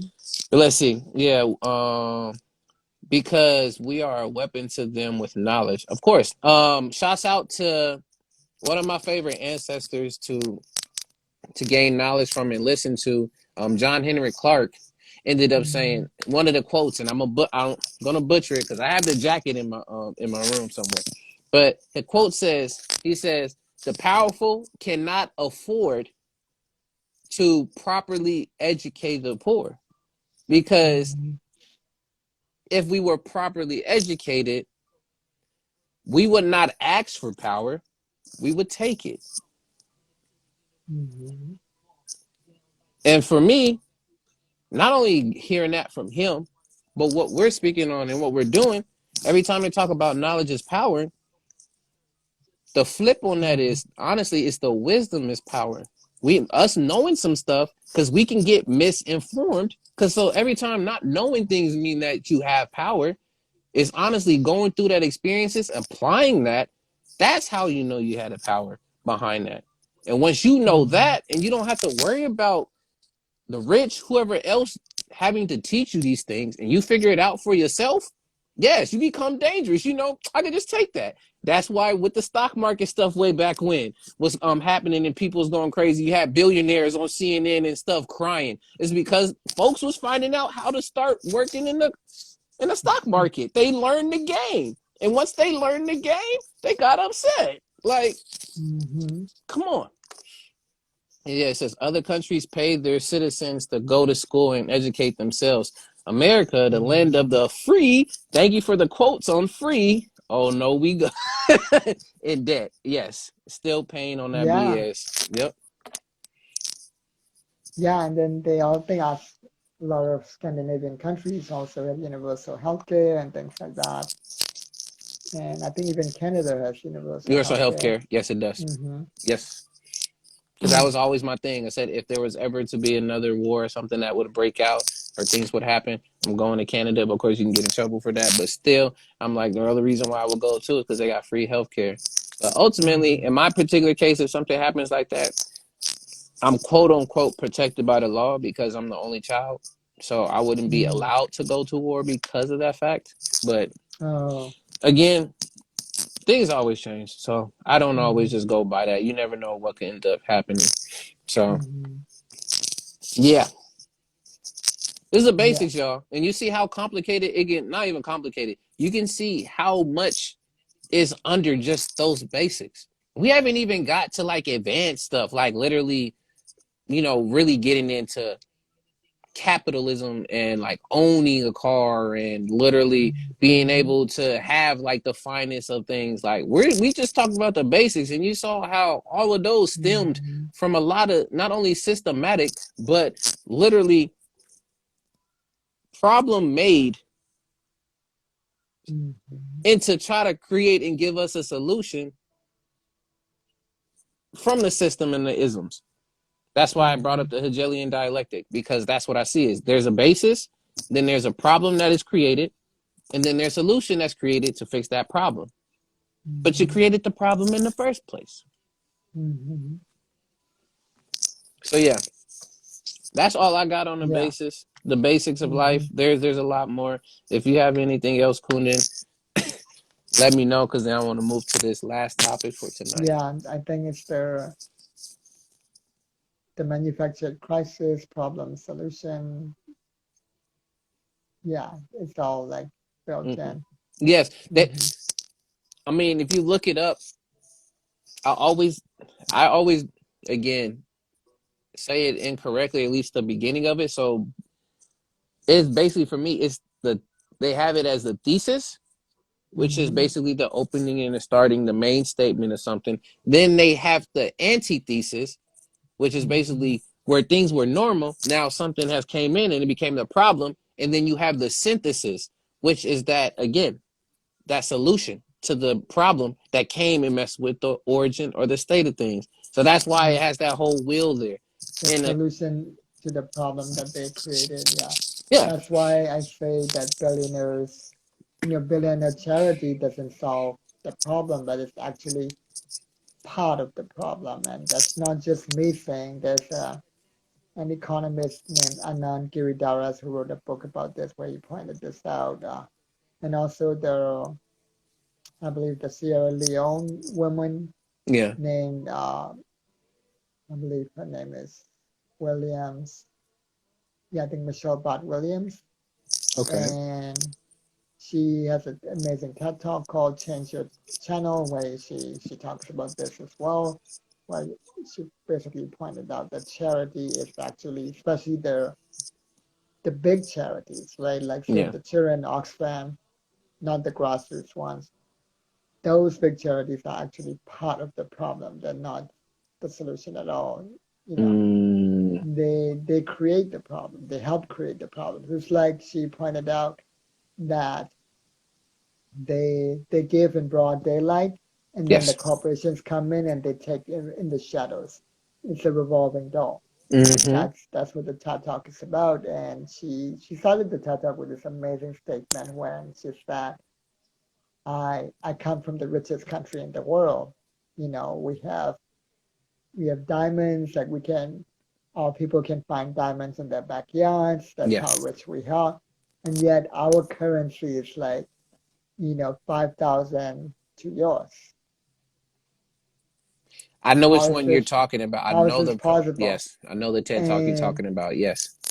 and then from there, she just gives this amazing breakdown of like what's really going on. So y'all, these basics of life become more than basics when they're put behind a paywall. And how can it Yeah, be even basic my anymore? country, Myanmar, like we were once the rice bowl of Asia. Like we were called the rice bowl of Asia, Mm, uh, because so much of the rice in Asia came from us. And we have rubies, jade. We have plenty. Like mm, we have, and of course now they found oil and gas as well. So like we have like so much resources, and yet yes. we're now like pretty much like the poorest country in Southeast Asia, and even in the U.S., along with the Mongolians, the Burmese who are here now, who come here, they are they have the highest poverty rates in the U.S. at twice the national average. Yeah. It's because your resources and all that you have known and gotten to know Hmm. has been taken away from you. And what I mean by taken away from you has been slowly. Whether the skills to be able to cultivate the land and know how to do these different things, as well as it been commodified to a point where you weren't needed anymore. So then now it's like, Exactly. okay, where do you go from there? Yeah, and in fact, the third UN Secretary General Yeah. was Utang. He was Burmese, and in Hmm. fact, He's the one who helped, uh, who basically averted the nuclear crisis with the Cuban Missile Crisis. He's the one that did the negotiations to prevent a nuclear war. So literally, the United States and Russia as well owes a lot to him and to Burma, and yet we're the poorest people in the U.S. Like we literally avoided nuclear war for the U.S.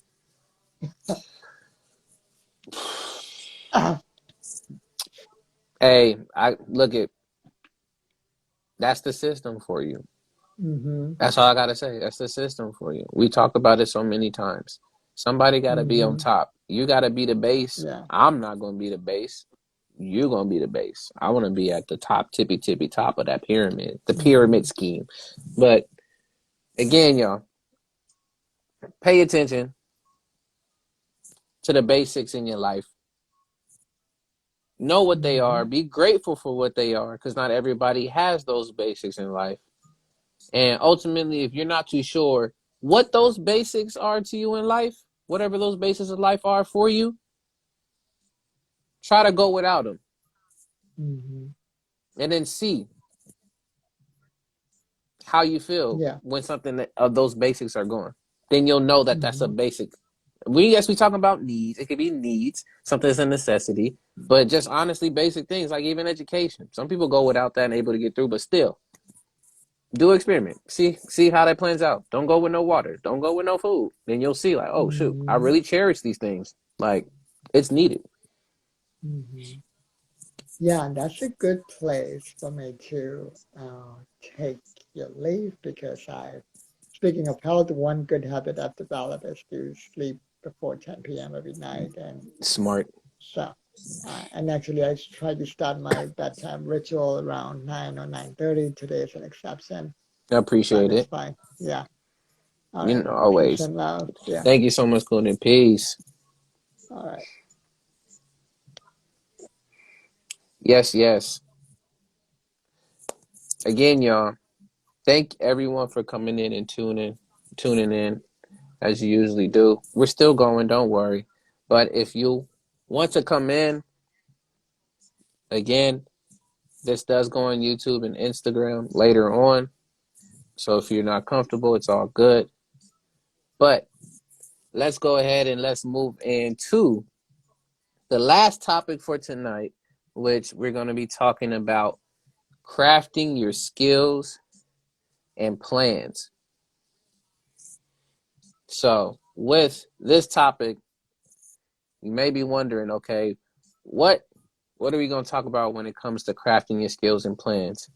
Well, just like I usually say in my other ones before, the others, what's the word, Wednesday seasons, I always say this, and it's done purposefully, is these topics that I put together, they go together, they coincide, they connect in some way, shape, and form. So we were just talking about these basics of life, whatever the basics are for you, whether if that's food, whether if that's, shelter, whether if that's clothing, whether if that's love, whether it's that resources, health, well-being, whatever you add into that, education,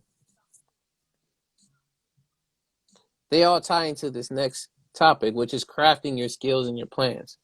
So where do we want to go with this, crafting skills and plans? Well, in my particular case, we want to talk about crafting your skills and plans in the sense of improving. How can you move forward with knowing, okay, I have these basics in life. I'm working towards these basics in life. I'm able to be aware of now I have these basics in life. But where do I go from there? How do I get to the next level? How do I continue to get better and better incrementally each day? And that's what we're going to talk about. And that's how we're going to do it with this one here.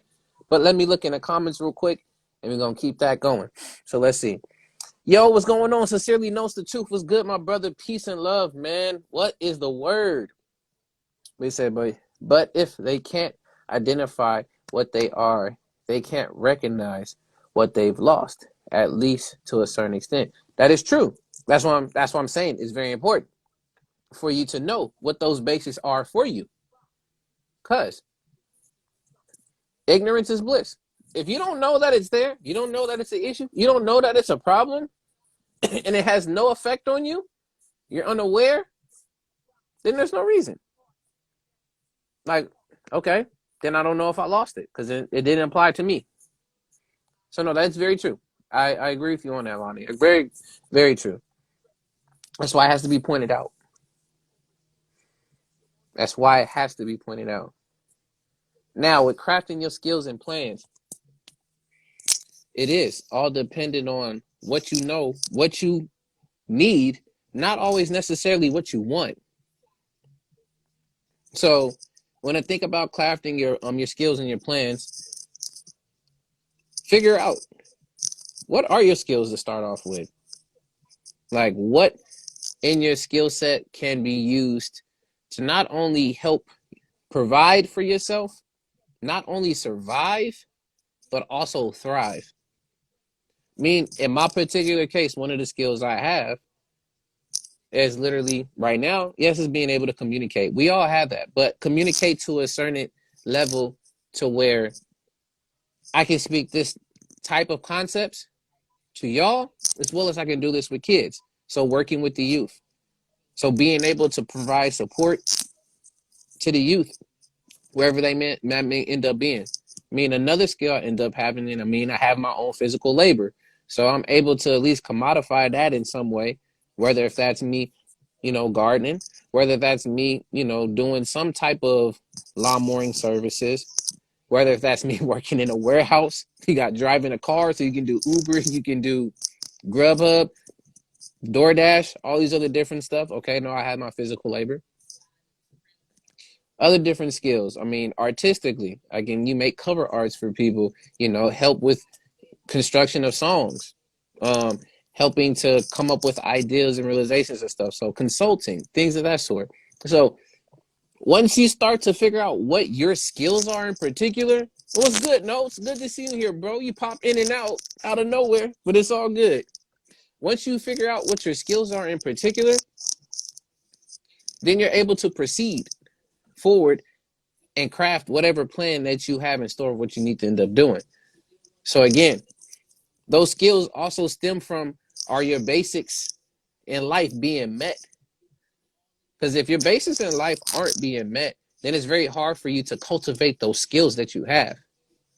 I may not be able to do any of this communicating and like this. I like using my hands to communicate. That's just me.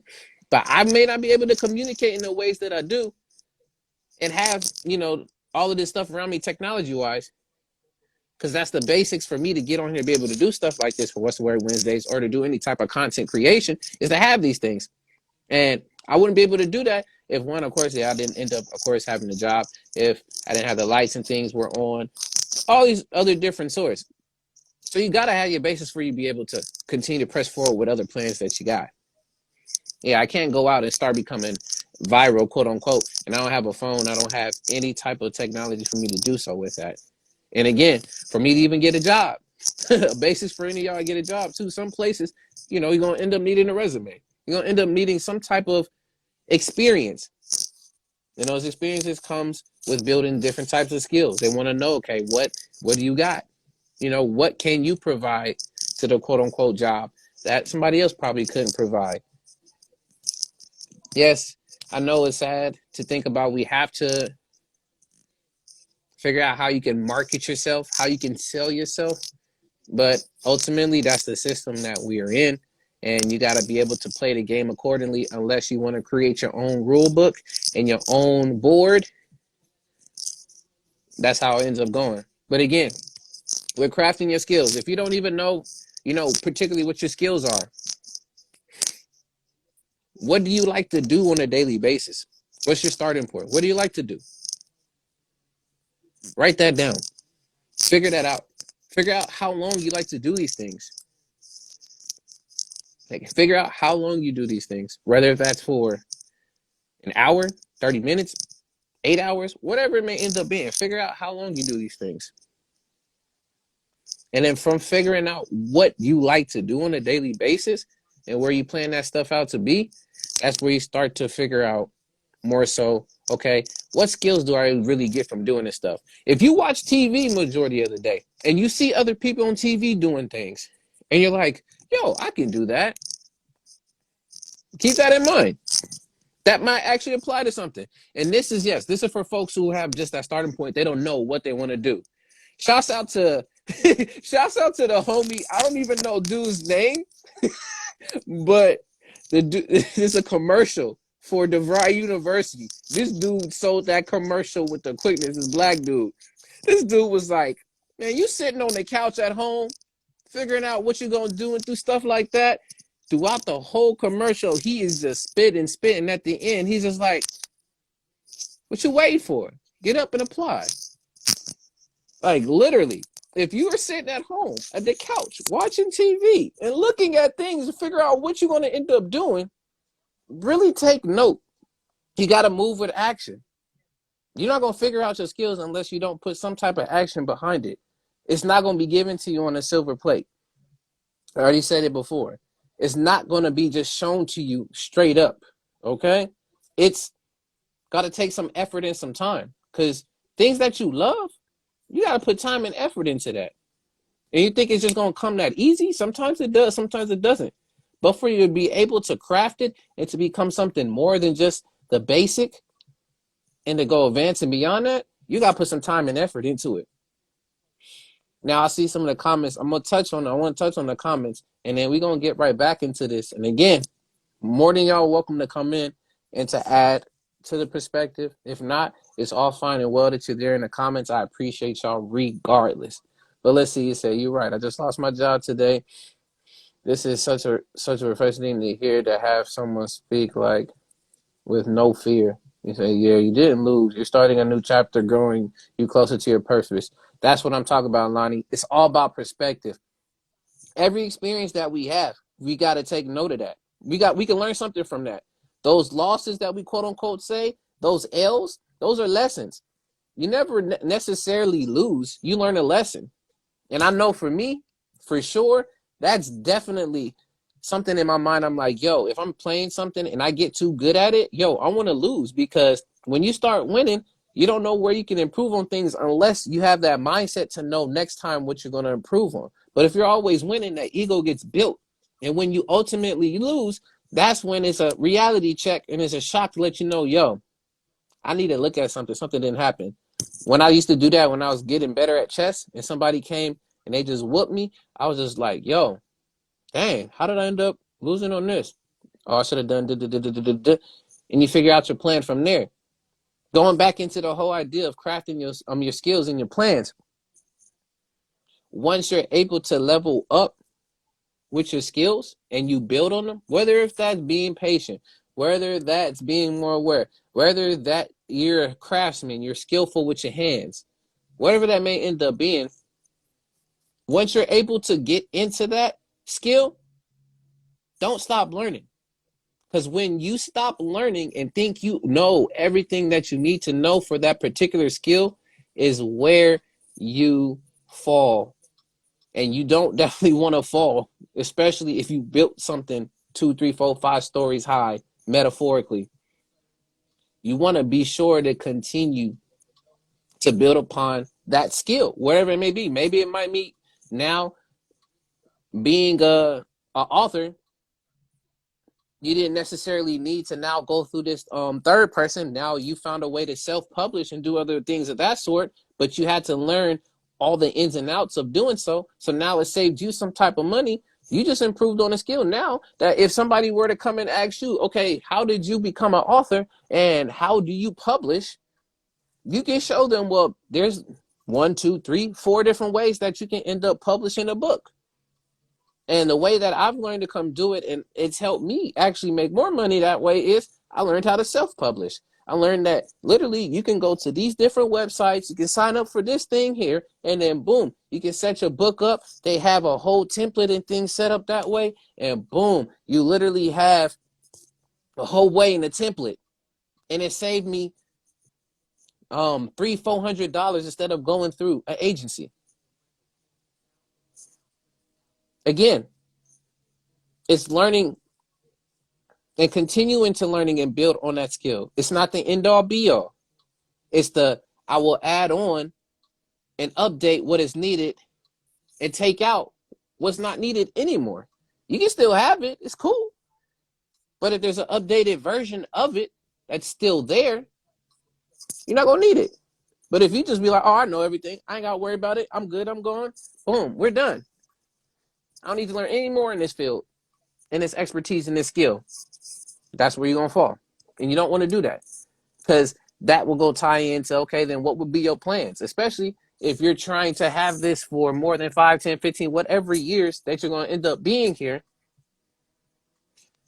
You know you're going to have to continue to keep learning that stuff for your plans to come to be in fruition. Say you want to end up becoming a lawyer, doctor, whatever it may end up being. It don't even have to be these type of jobs. It can just be your own business. It can end up being a farmer, whatever it is. But ultimately, you know, okay, what would be your plan is that literally you want to be able to suffice for yourself, but thrive after a certain year. You got to keep improving your skill, keep learning, and know once you get closer to those plans, okay, do I need to tweak it a bit? Do I need to change it? Is it realistic that I'll get to this in 5 years? Is it realistic that I'm going to get to do this in 10 years? And once you evaluate and you look through all of those things, then you're able to have something to push and motivate you towards a particular goal. Because ultimately in life, it's not only the connections that you make, but it's also the impact that you leave.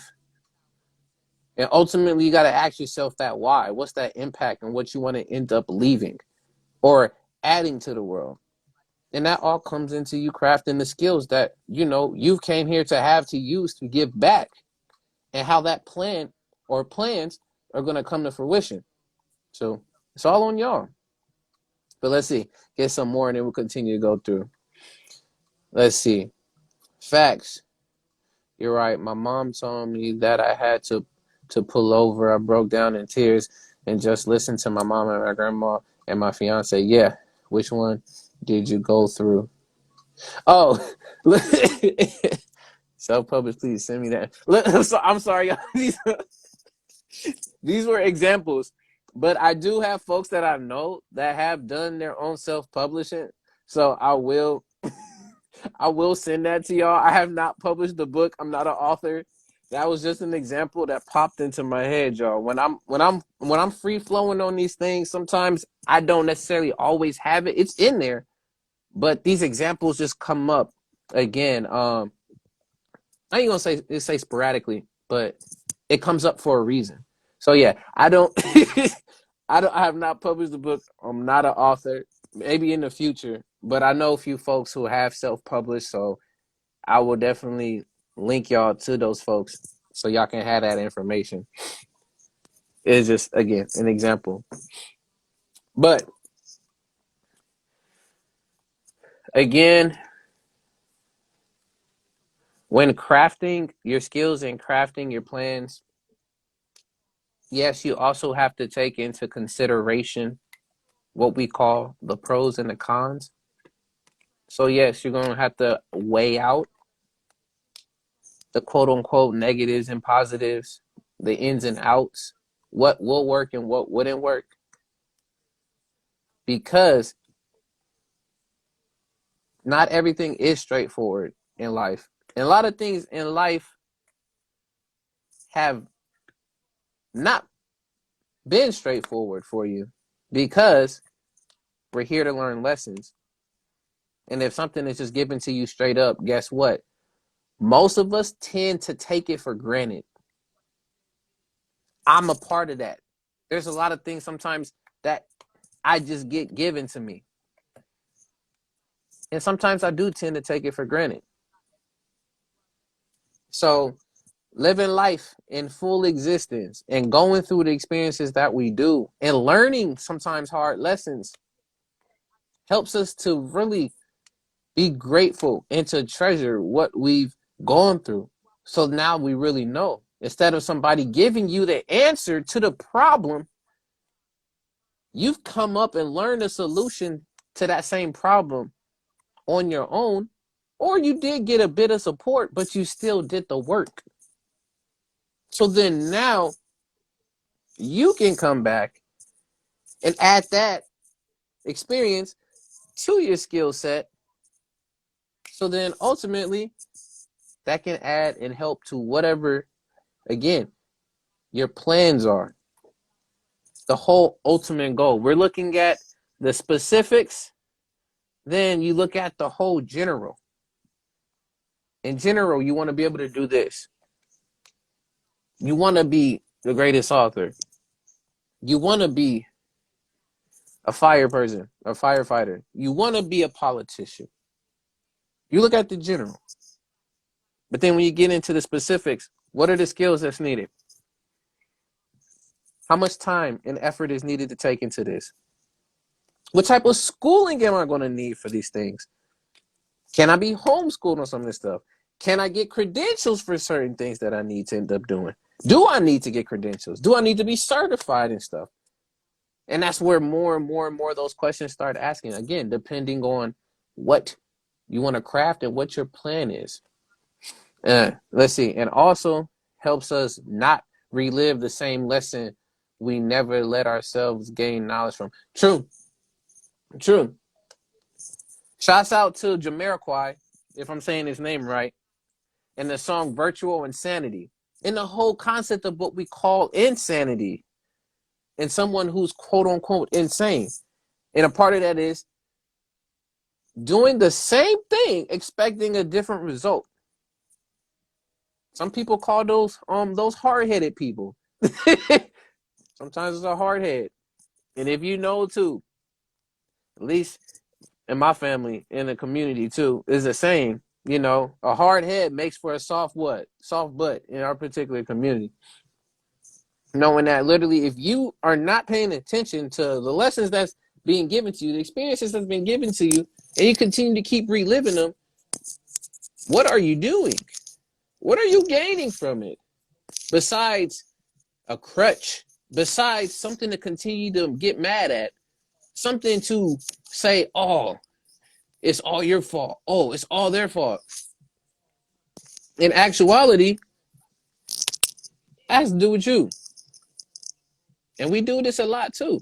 This is, and especially, I'm had to touch on it just because it came to my head.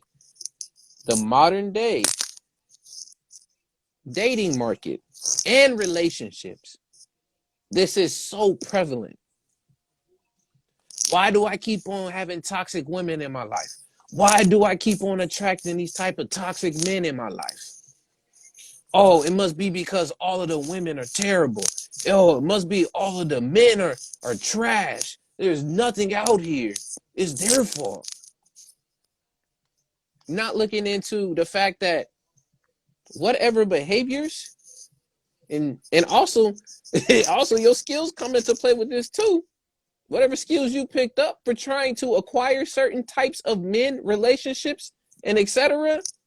is a reflection of who you are and what you've done and what you're looking for on a conscious level and an unconscious level.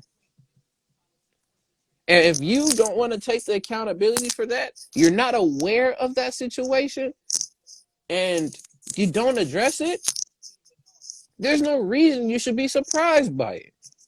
There's no reason you should get upset about it because you put yourself in that situation. But again, nowadays, morals, values, purposes,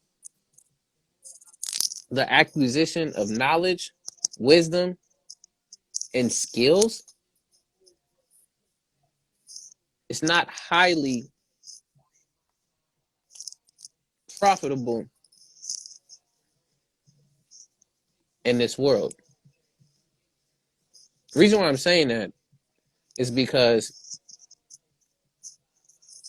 depending on how your perspective is seen about your values, revolutionaries, a lot of revolutionaries that I know, some of the ancestors that I've listened to, you know, they were never financially wealthy. And when they either got assassinated or they passed on, they were left without nothing. So sometimes even having certain morals and values don't get you no pay.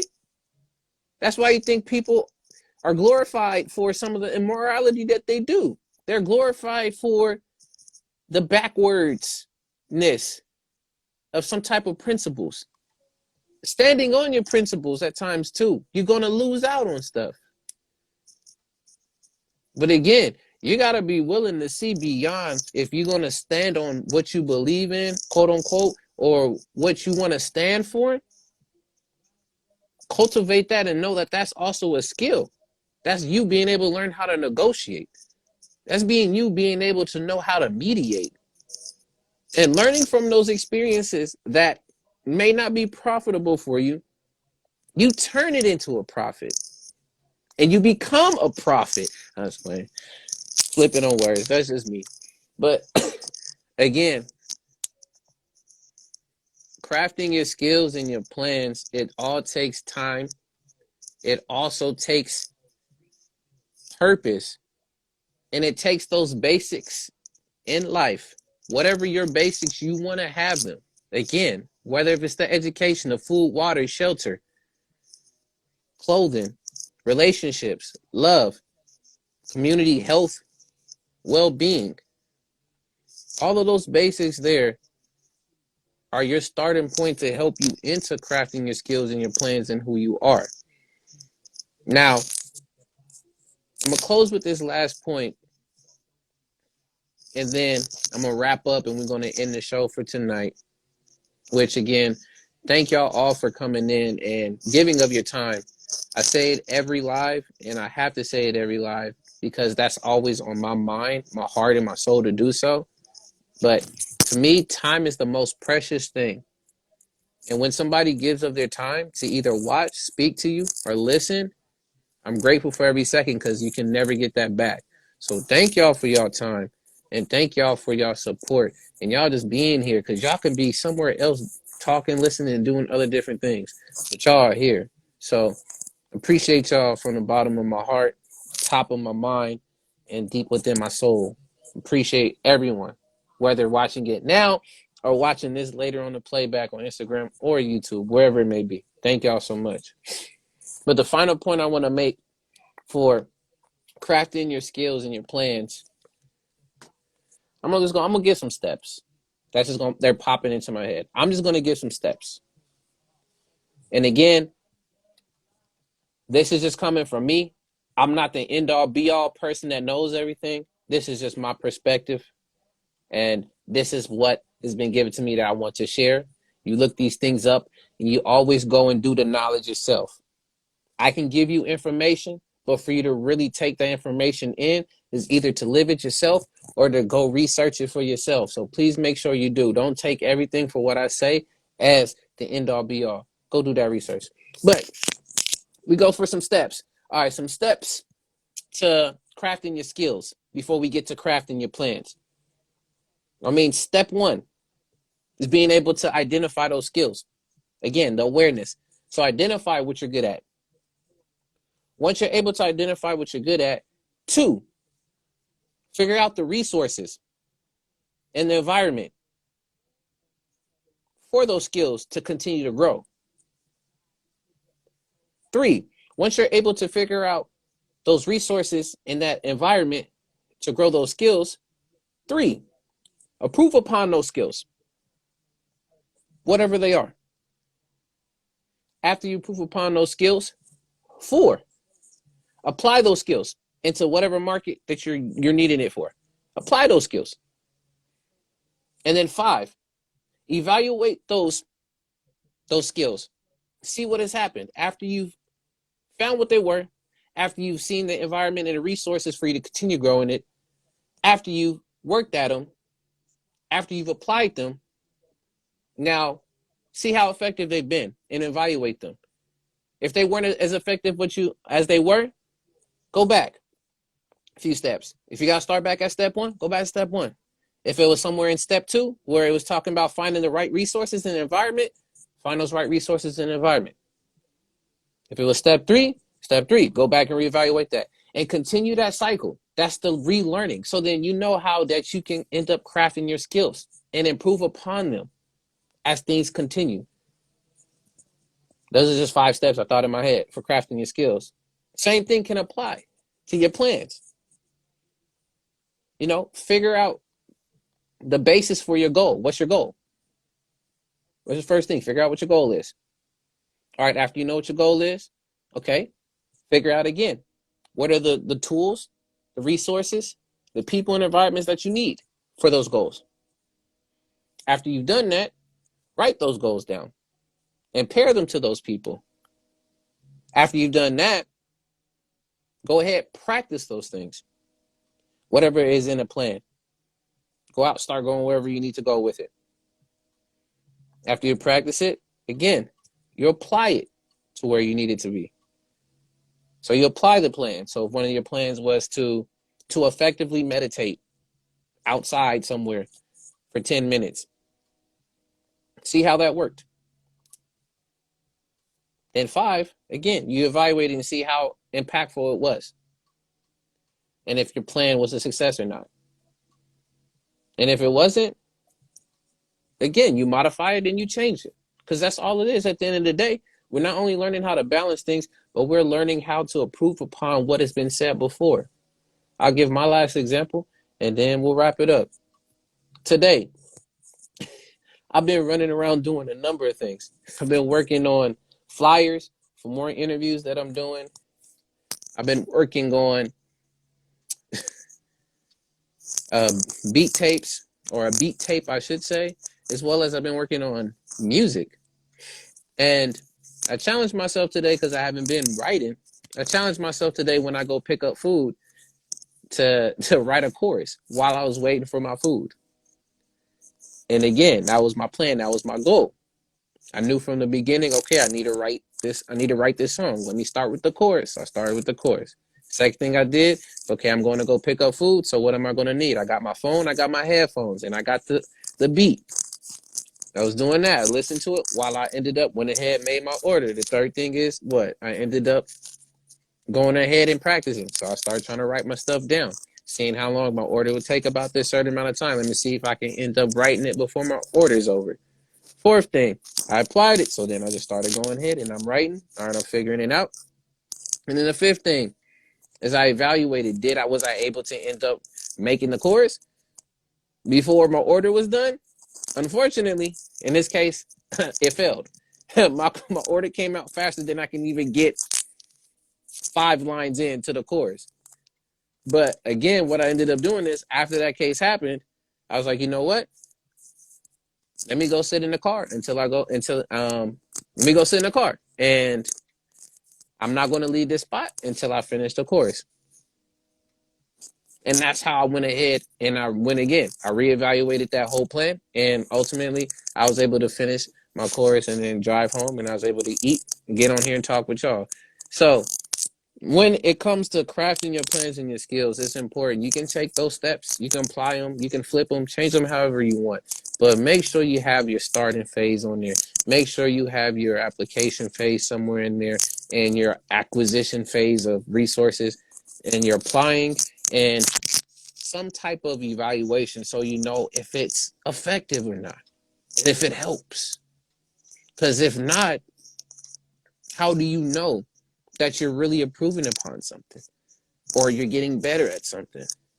There has to be some type of, measured, some type of structure to let you know. So you can take that, use it. There's many online resources. I am not the only one, but that's what I have for y'all when it comes to the last topic of crafting your skills and plans.